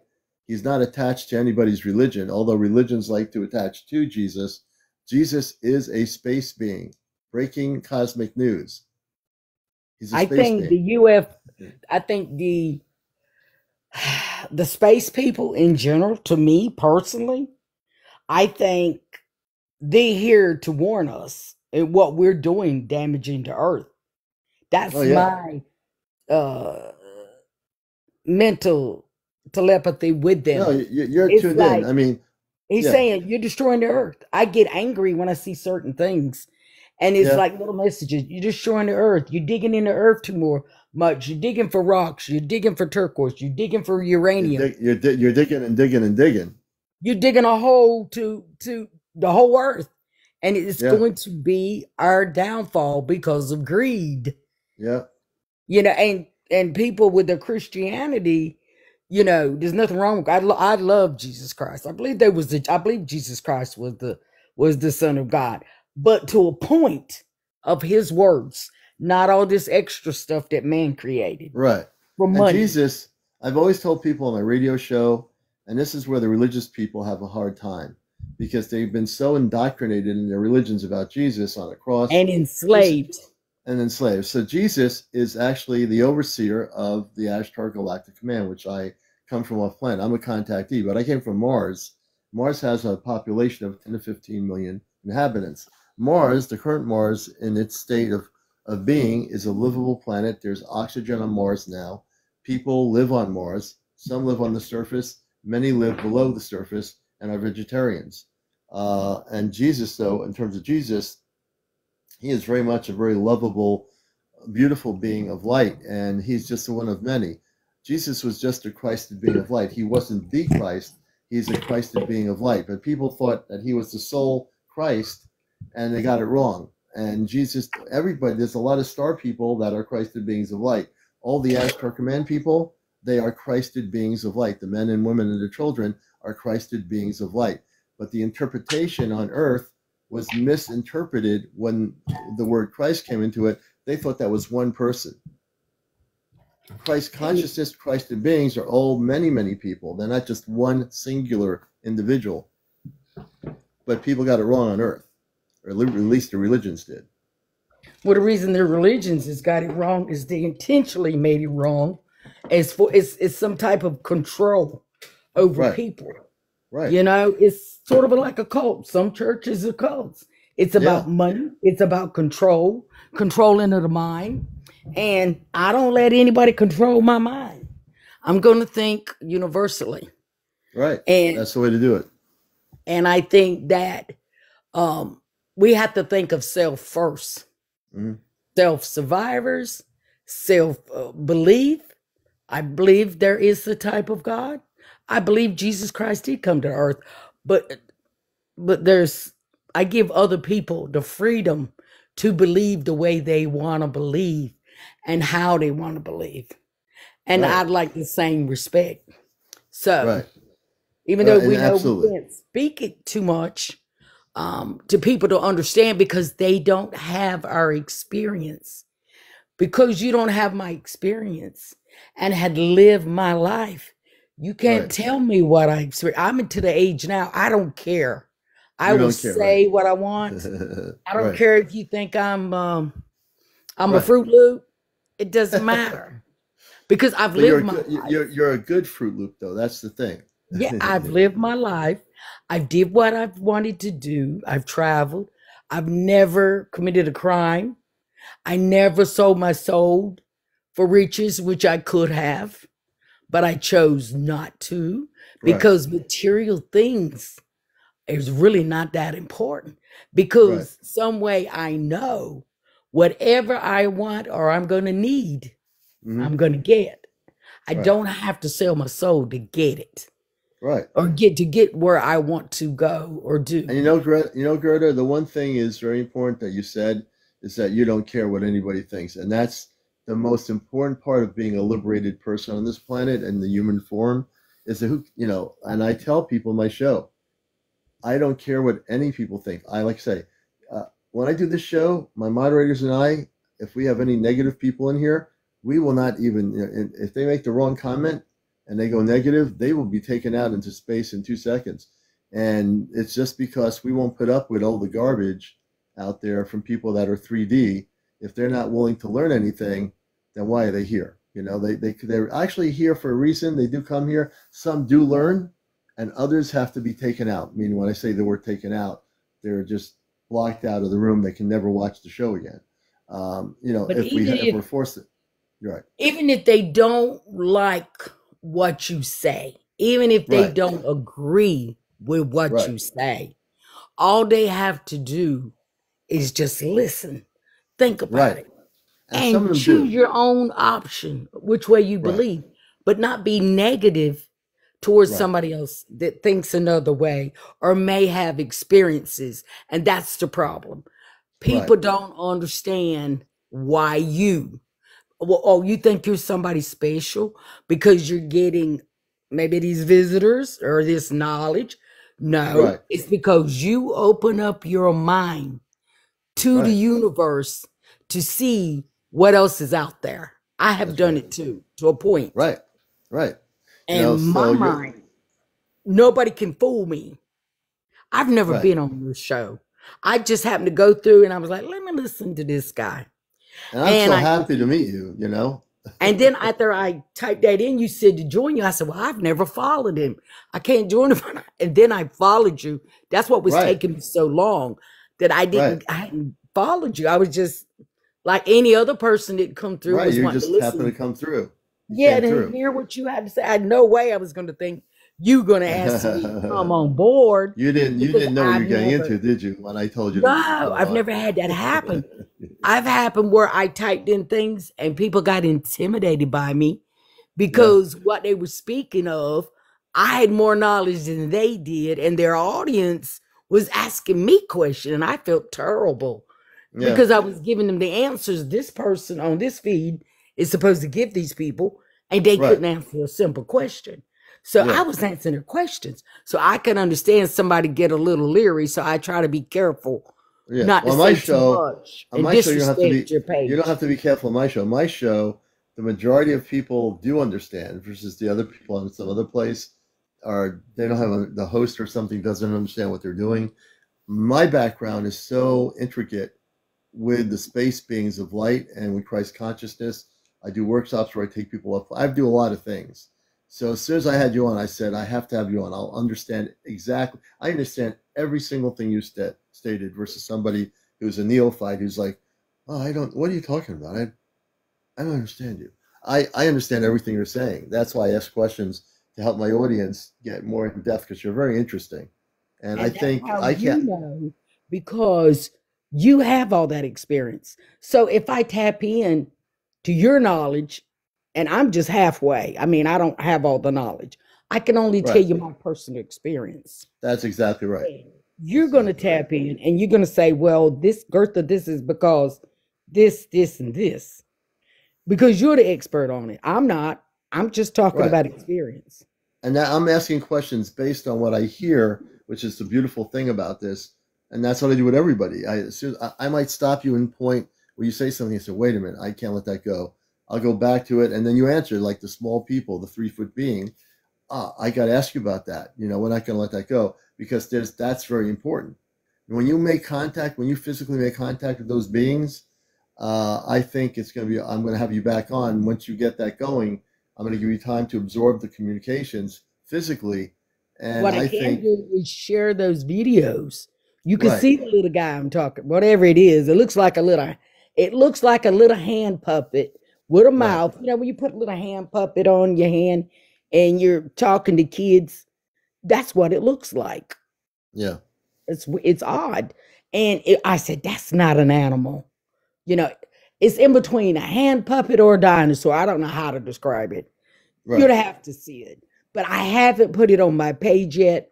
I was trying to get to at least 1,000 followers. It's been kind of hard for me to get, so I don't put too much information on right now. All my videos, because you know what will happen.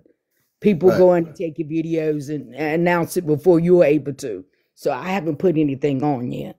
But Yeah, once no, I you get to will. a certain number, I'm going to Yeah, share all that stuff. yeah, you do it when you feel you're ready.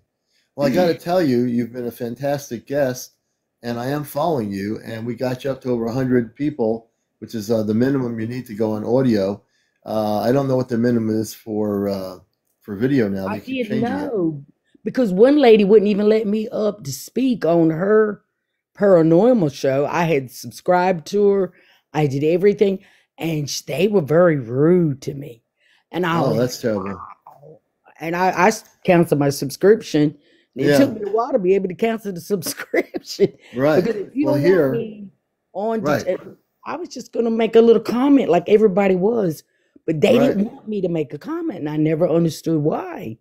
I Well, on would this have. show here, Gerta, my show's been on for since 20. I came out in 2023.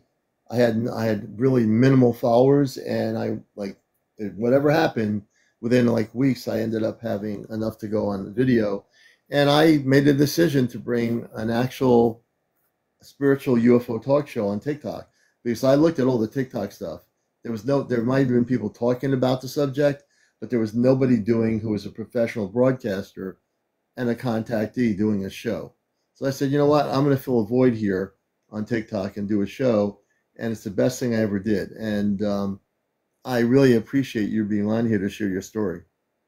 Okay. And thank you surprisingly for having me on. I was shocked. Oh, It took my, me a my, few my pleasure. minutes. I'm like, is he serious? Oh, yeah. When I listen to people and they put a comment in their thing, based on the comment is what I usually say, I got to have that person on the show. And your comment drew my attention so strongly. I said, we're getting you on the show. And They really bombarded me for the last, I don't know how many years. And I was going to my son and I was showing him the videos. And, a lot of people, they're like nonchalant. Oh, they give me a good, valid. Oh, two things I need to tell you too. I took it to two engineers to ask about could my cameras somehow be making these lights do this. And they're one worked for United States government as an engineer in building mhm. bridges. He said, there's no way that your camera is making that. Your camera is videoing what it actually sees.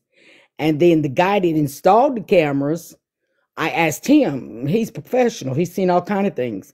He said, I've Mhm. never seen anything like that. It's coming out of your cameras. He said, Right. I got no explanation. So I've already asked two engineers. Oh, a third. I'm sorry. One was the security camera installer. The other engineer who's in my fam, both these engineers are brother-in-laws, and one of them works for United States Navy, top engineer. Mhm. And he said, there's no way your camera did that. It's only showing what is visually it's picking up on. Yeah. And it's unexplainable. He said to me, it's unexplainable. I can't mention anything about him because, Right. Of course. the government all, but Yeah. Yeah. so I got backings on that. And I Google and asked about were these possible UFOs, and they confirmed them they were. Yeah. So Interesting. Interesting. because Well, I don't know Gerta, anything on the subject, only what I see.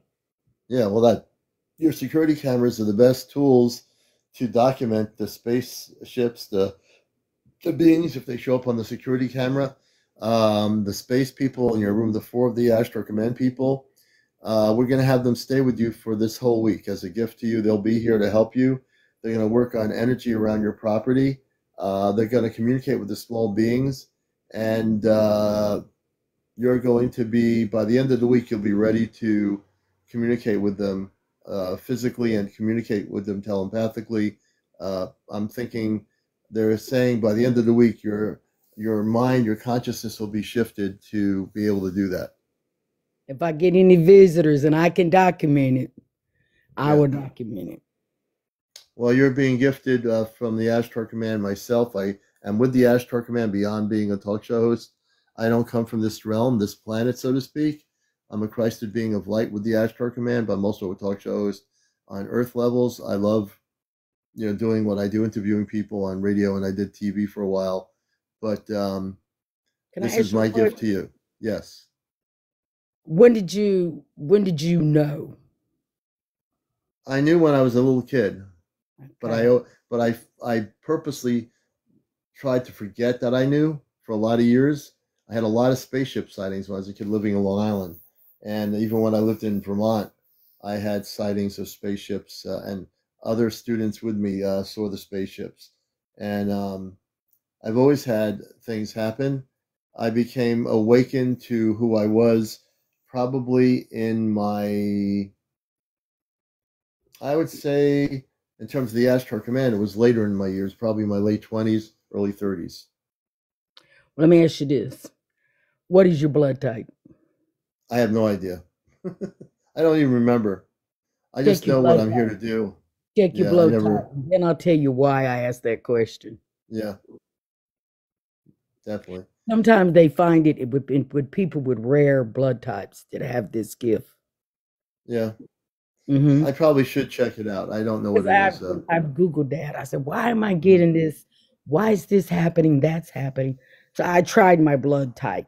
My blood type is only 3% in the whole world. Yeah, So sometimes maybe that's why we have this extra gift. yeah, it could be. I don't know. Let's see. Let's do this here. But I appreciate you know, people always ask me about blood types. For some reason, in my consciousness, I never think about blood types. I'm more interested in where people come from, their connections to their space family, their waking up experience on a cosmic level, their visitation stories. Those things kind of draw me to individual people, and that's basically where I'm focused at. You know, Now, the blood type only came in later, but it was yeah, all I was wondering, well, how am I getting these yeah, messages? yeah, Ever since I was, how am I able to know certain things that I shouldn't even know? yeah. Or I could know things about people and it would Mm, just come to me. And I'm like, how possibly could I have known I've never met this person? And so, right, so I started digging into blood types. And maybe there's something I don't know. And I was just trying to, like I said, out there in the right, universe, searching for answers and right. about self. And if you take care of self, you'll get your answers because other people don't have the answers. I've already tried. So Yeah, I have to look for the answers. right. And that's why No, that's why it's interesting. It is. It's like an important, slightly a small part of it, but the bigger part of it is more your story and your connections to what you're telling us with the small being and the rays of light. I think it's beautiful the way you expressed all of what happened, and also my knowingness of what your property is in the country, the crystals in the ground. There's a lot to do with the energy levels. The crystals operate at a high frequency if they're quartz crystals in your property, they operate. They're coming from a very high frequency of energy, and that also could be that you have a galactic portal on your property as well. I can tell you this. Ever since I was a kid, I used to find crystals and I would save them and I'd put them in my drawer. And I moved to New York and Mm-hmm. my sister cleared out the house and she threw away all my old crystals, but they Mm-hmm. all came from the earth right in my Yeah, area where I live. yeah. And it You was have a never lot. known. We were never known for crystals, but I Yeah, was but picking them up as a child. those crystals have been there for way beyond any human being living there. Those crystals have been in that ground for it could be millions of years. And some of them, there was one particular one I had.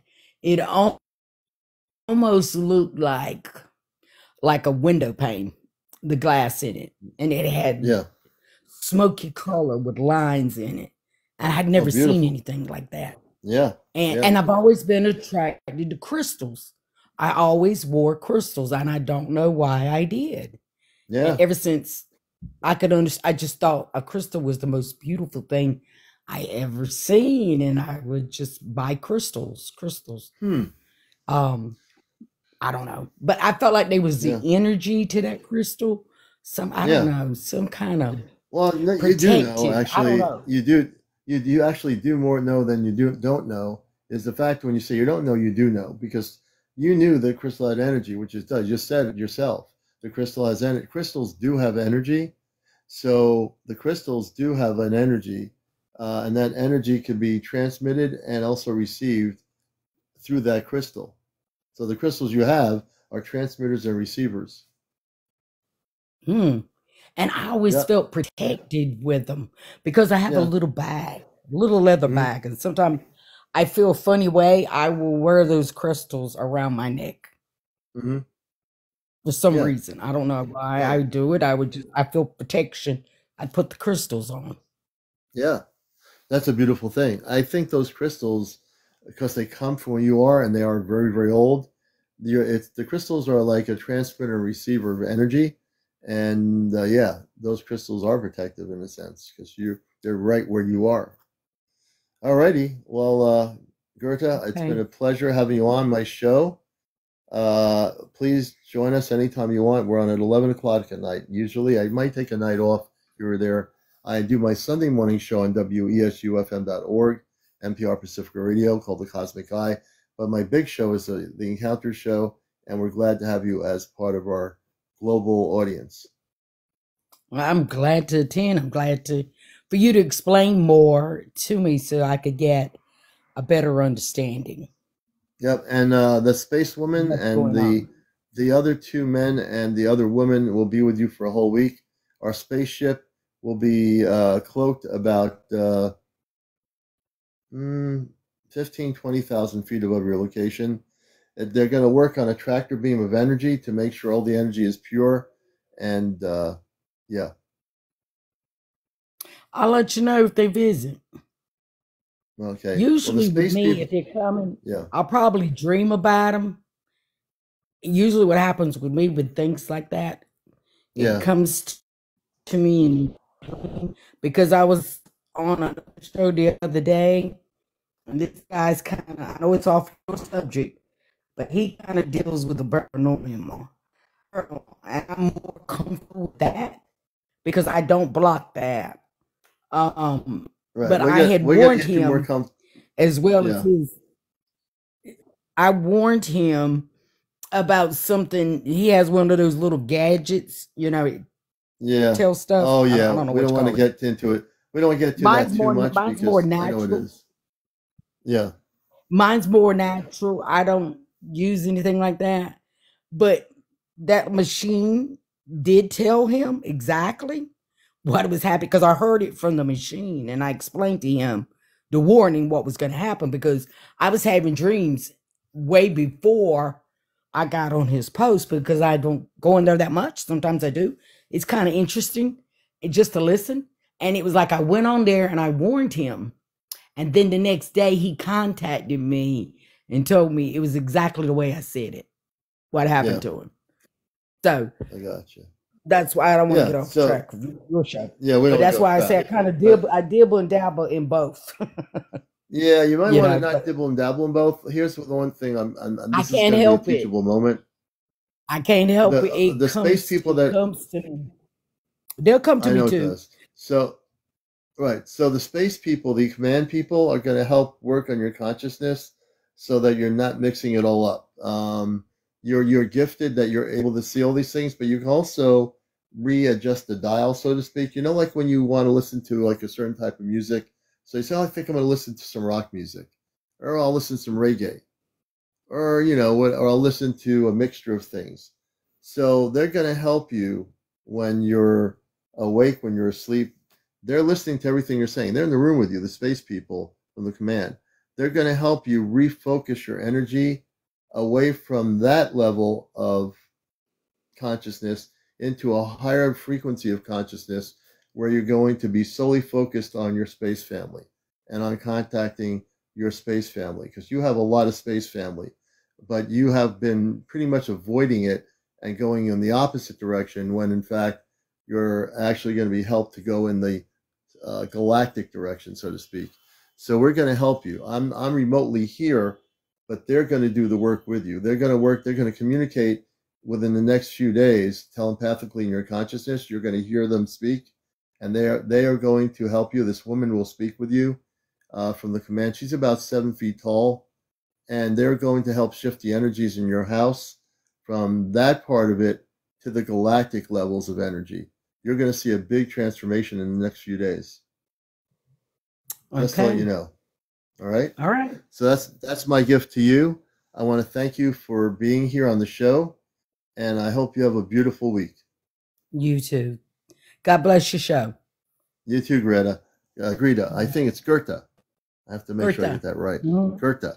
All right. You take care, and thank you for coming on Encounters. You too. Bye-bye. All right. Great guest. Gerta, who we actually got up to over 100 followers, and we were so happy to have her on the show. You're watching Encounters, the late night spiritual UFO talk show. It's 133. We're not even at 100,000. We have 261 people on here. Now, the way to help get to 100,000 real quick, if everybody taps quicker than I do, and I know I can tap quicker than most people. See this? I am tapping so quick I can beat all 258 of you. If everybody taps right now, we could go to over 100,000. You see the screen? I'm tapping it like crazy. Now, just take a look. We're almost at 50,000. And I know there's only a few people tapping the screen. But if everybody collectively taps that screen, we can get up to 100,000 people in the like section. We can do that real quick. I know you want to do that. We always like to go, as we get towards the end of the show, to 100,000. Let's do it. Let's make it happen, folks. So even if you're not a guest on the show, you can be proactive. And I think we'll do one more interview. If you have a story regarding visitation with space people, send April a message.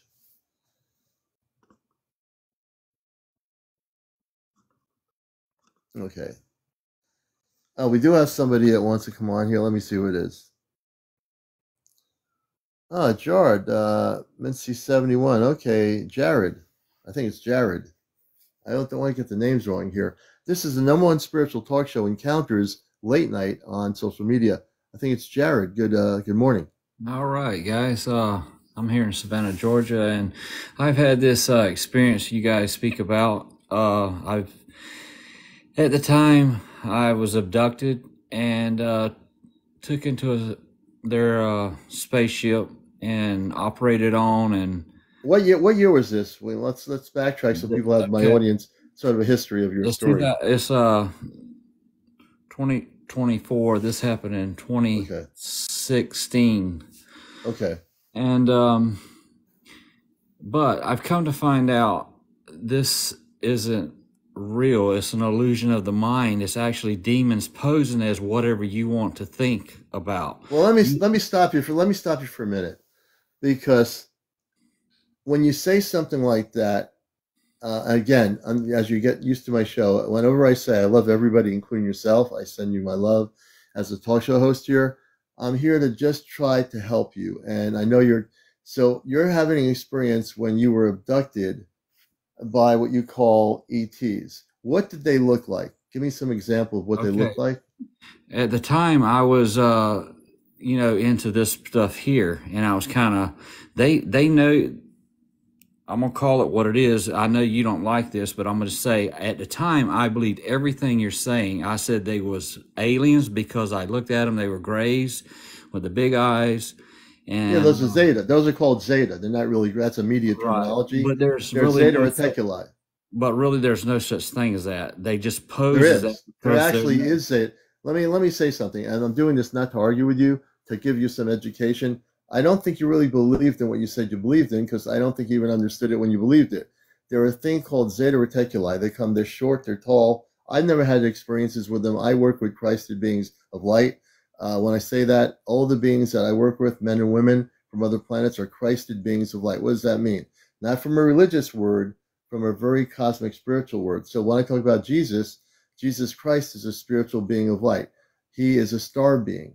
In 3D religions, people are brainwashed. I don't care if you go to a pastor, a pope, or whoever you go to. I come from the Jewish religion, and even that, I've studied Christianity. I've been through all these religions to just feel what it feels like.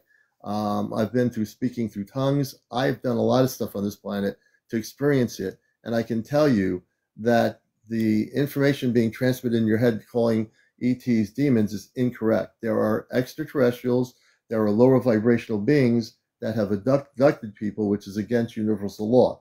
There are beings of light. Like, for example, when you go down the street in a country town or in a little village or whatever, and you see somebody that gets, harassed or, picked on as a kid. Let's say you take a kid in the school. He's a good kid, girl or guy, and he's just going about his business. There's 3 other kids start being really mean and negative. So you can look at that and say, well, those people are demons, right? because they're beating up on that kid, they're being negative at him. And then you can see 3 other people that stop the other 3 and say, no, that's wrong. You can't do that. So we're dealing with essentially how people treat each other, how beings treat each other or treat humans. So if you've been abducted, you've been abducted. Your mind's going to tell you when you go back into a safe zone, which is religion. And I believe in Jesus in a cosmic realm. I also believe in God. And so I've been through experiences where I can relate to what you're saying. But no, when I hear people say that ETs are demons, that's absolutely not true. There are negative energies or beings out there in the universe that are lower vibrational ETs. And there are things called abduction experiences, which you had. And I'm sorry you went through that. Because when you go through something like that, yeah, you could still feel like that's what it is. But what they are if they put you on a table and you couldn't get up, they basically are lower vibrational beings that want to, they've outlived their humanness. So they've come to Earth for 70 years. They've been doing this, abducting people like yourself.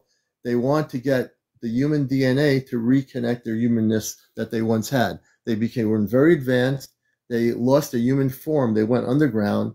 They destroyed their planets. And people like you were a victim of that, Jared, which was the abduction experience. So I understand everything you're saying.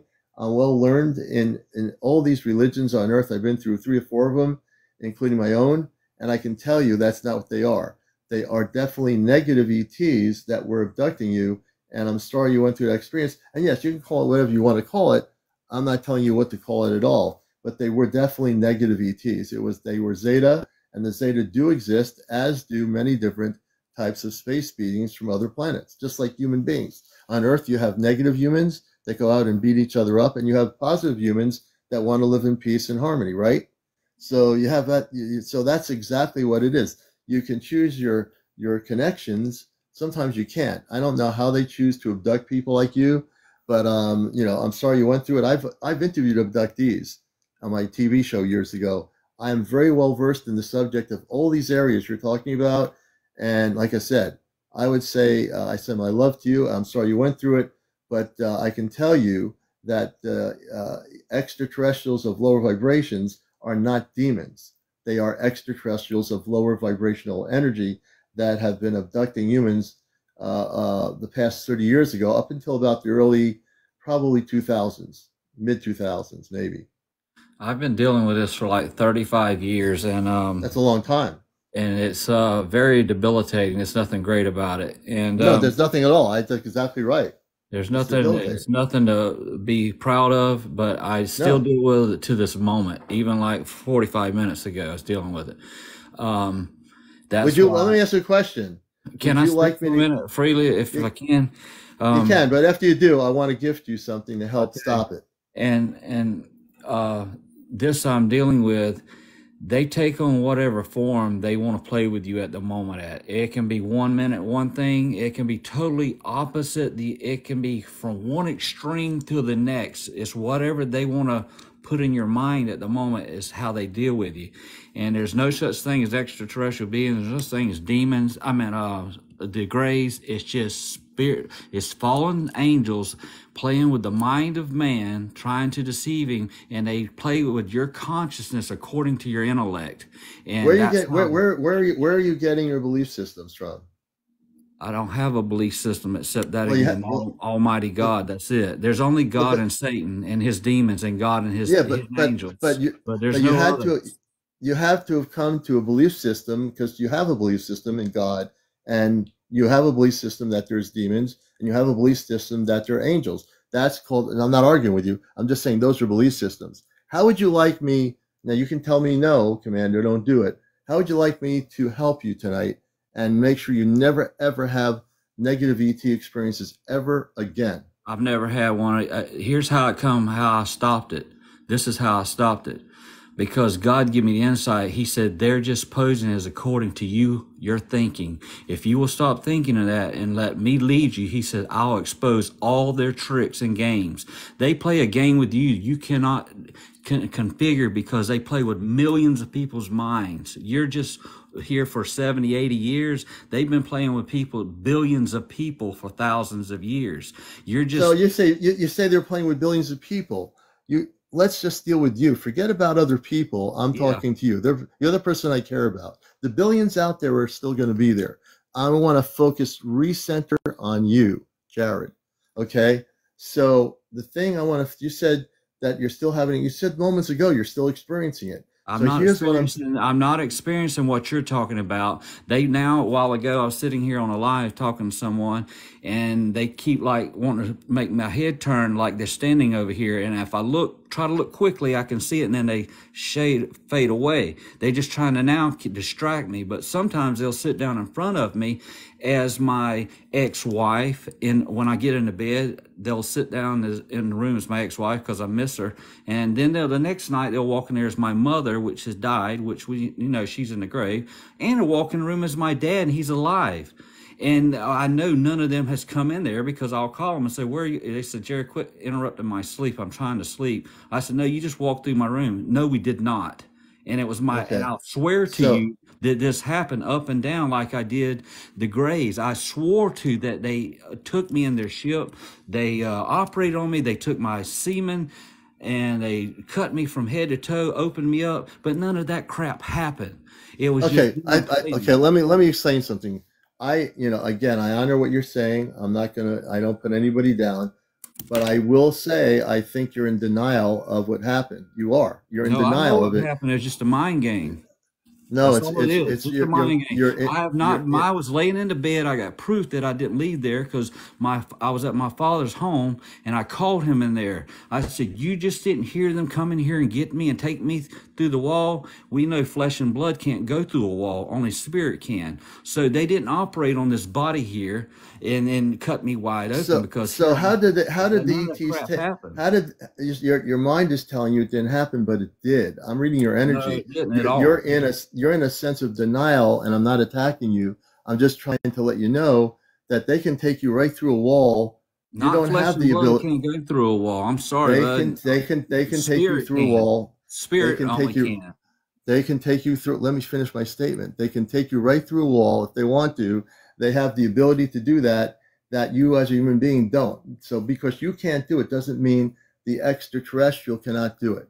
Only spirit can go through walls. Only spirit. Flesh and blood cannot go through a wall. Space people can go through walls, and they have gone through walls. And I've documented people that have had that happen to them. So saying never, don't say never, because it does happen. You are definitely reading your energy. There's a lot of denial going on in your consciousness right now. I'm just more intelligent than I used to be. God has informed me. He said, I'll lead you into all truth and all light. Intelligence, and all that is demonic. Intelligence has nothing to do with it. And you're speaking very much in religious tones, which I respect you for it. But that's what's affecting you right now is your belief in this religious tone. In the last day, the devil received the very elect if possible, and he's doing it by playing with their little penal minds. Okay. Well, I want to say I appreciate you being on here. Obviously, you don't want my help because I could help you. You can't help me at all. There's nothing you got to help me. You're a distraction to society. You're playing with the devil. Oh, goodbye. We'll have to see you later. I think enough of this person. Wow. Jared, sometimes you can't help somebody. You just have to let them go. Really? Wow. I do give people a chance. No one can say that the commander never gave a person of that nature a chance. He didn't curse or anything. Gave him a chance. I tried, There you go. Let's see here. Wow. That was interesting. More interesting than I thought it would be. You can only do so much, right? All right. So we're going to continue on here for a little bit. And of course, you can see that I'm still able to do what I do. I didn't go jumping up and down on him. I tried to help him. And if he still watches the show, then obviously he's going to get affected by what I'm doing. And it's good to have everybody here. This is Encounters the late night spiritual UFO talk show. I'm your host, CmdrAleon, with the Astro Command. I'm a contactee.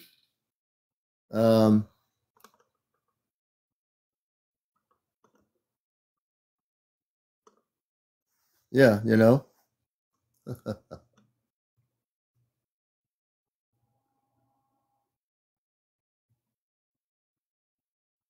I'm just reading some comments. I wish he would have let you open his eyes and help. I do too, Sarah. Most everybody lets me help them when I need to. This person is so programmed that there's nothing I could do, you know. I actually am on YouTube, Tim. Tim, I'm on my Astro Command Spaceship News. That channel has all my previous shows. And yeah. Yep. He is closed-minded. You're right. Jersey for life. Yeah, he was looking for a fight, but, you know, unfortunately, he wasn't getting it from me. I was trying to help him. He said, oh, I want to fight this person. But, hey, look, I'm the talk show host. I'm not going to fight anybody. I'm here to help. I'm a talk show host, you know? I wasn't going down that hole, that's for sure. He didn't realize that the commander doesn't do that.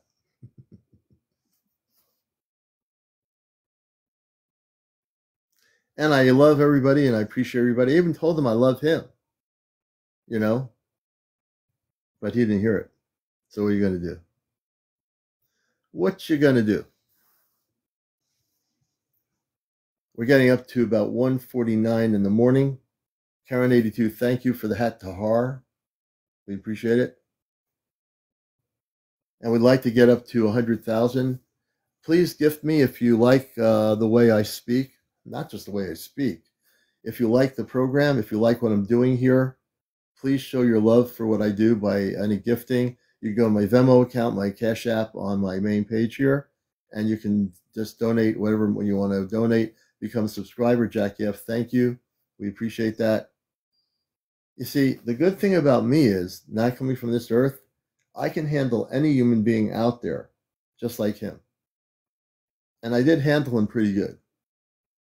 You know, if I was just a basic, regular human being, whatever that is, I might have picked a fight with him. If I was just like, all right, I'm going to have a fight with this guy. You're talking about the Zeta? Oh, let's have it out. Let's have a fight. Yeah. No, that's not me. Now, if I was a regular human being, I could have been like, yeah, I'm ready for you. Come on, buddy. You want to have one fight? Let's have a fight. Like that's going to happen on encounters. Hey, man, I'm telling you, this planet is amazing. That's right. Just Halloween, Mike T. Just continue loving him. That's all you can do. Deborah, hey, why does Ashtar teach me of Jesus? If he's evil. That's right, Deborah. You know, Jesus is a space being. Jordan says, Commander is the new boxer. I'm the boxer of light.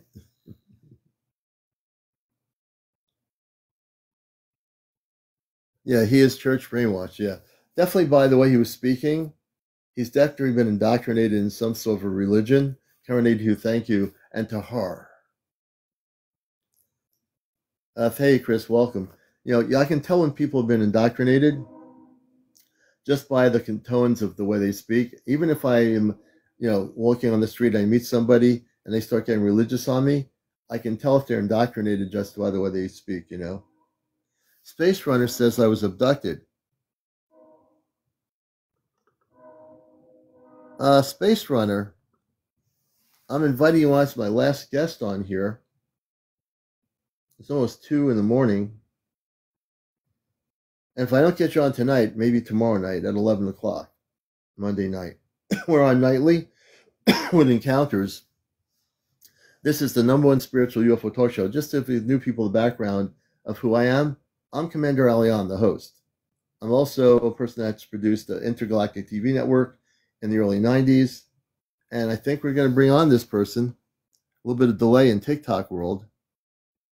This will be my last interview of the night. Hey, Space Runner, welcome.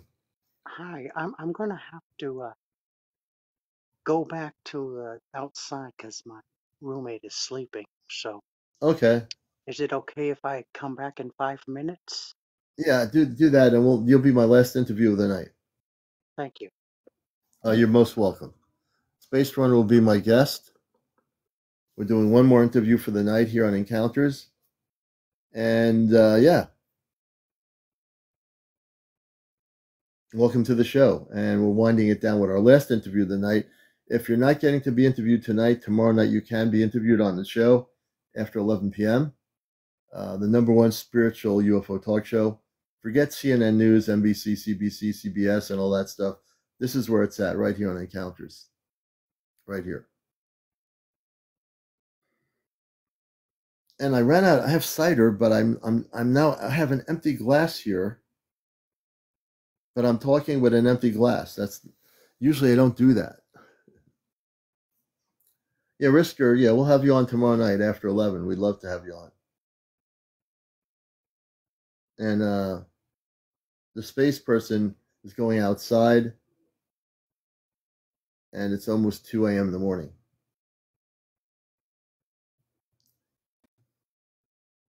I might just want to bring everybody on tomorrow night, but we'll see. When that person gets outside, I think that will be our last interview. They had an abduction experience, and Riska has a question about encounters. We'll bring Riska on tomorrow night.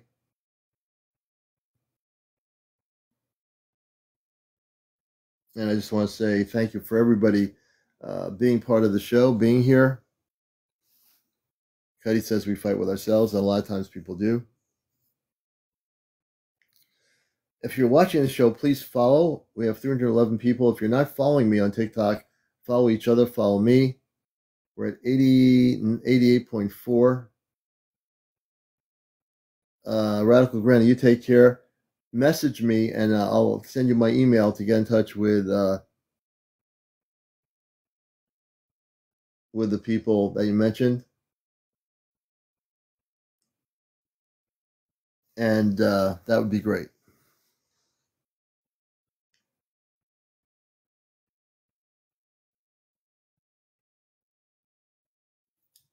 And you too, Mike. You have a good Monday, everybody. Definitely. I'll get to message you tonight or tomorrow morning. And we will definitely want to know the two people that we talked about. My mind is fading a little bit here.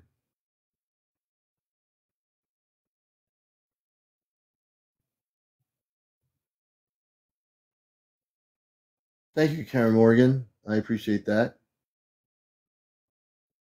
Jersey for Life wants me to check on April. Is she still live on live?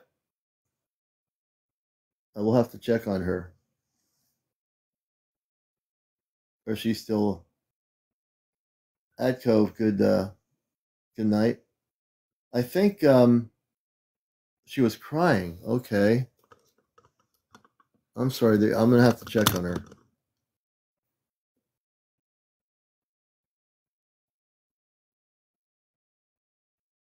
Oh, good.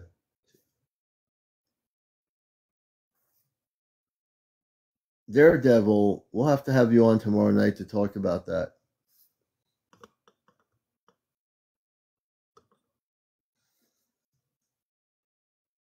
She is dancing now? Okay. That's good. Well, I'm gonna stop in on her live before I go to sleep. And yeah, we're gonna check on her. Please follow the content that we do here. I'm on, like I said, nights. So I'm going to go on her live and listen. If people want to support April, she's really a beautiful soul. She's one of my friends in Vermont. So if you see her needing some support, be unconditional. If you're an unconditional loving person, you'll do it because she deserves your support. We're almost at 100,000. I think at 100,000 we'll call it a night, and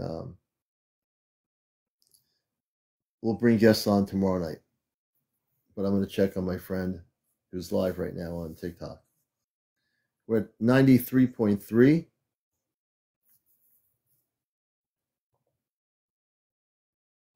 And almost near 100,000. We have to 100,000. It's almost 2 in the morning. I want to be off of here in another minute.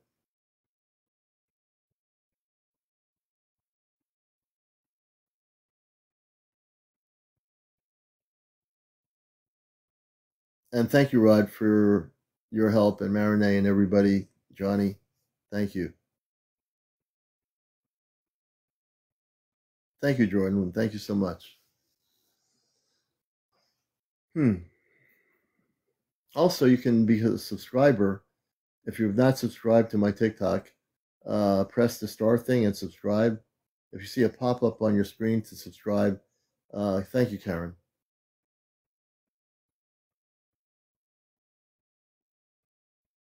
The commander is definitely fading a little bit here. So my energy level is fading. It's been a long show. Linda, thank you. Let's get up to 100,000. We have 284 people. If everybody taps right now, we can hit 100,000 in 2 minutes.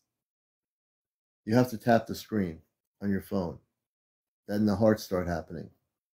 Say, how do they do the hearts? If you tap on the screen, that gives you the likes for the person you're watching. So I'm the person on here.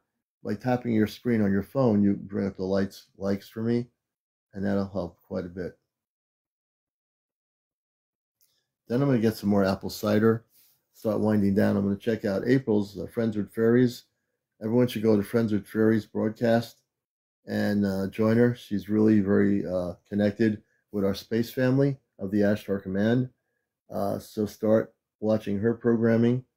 She's very beautiful, and she's a dear friend. We're at 99.8. Thank you, everybody. We hit 100,000. I want to thank you all for being here. Have a great night. You've been all a great audience. I'm going to go to Friends with Fairies broadcast. That's where I'm going now. I'm going to sit in for a little bit, and then I'm going to go to sleep. Take care, everybody. Thanks for calling. Thanks for watching Encounters, the #1 spiritual UFO talk show. Take care.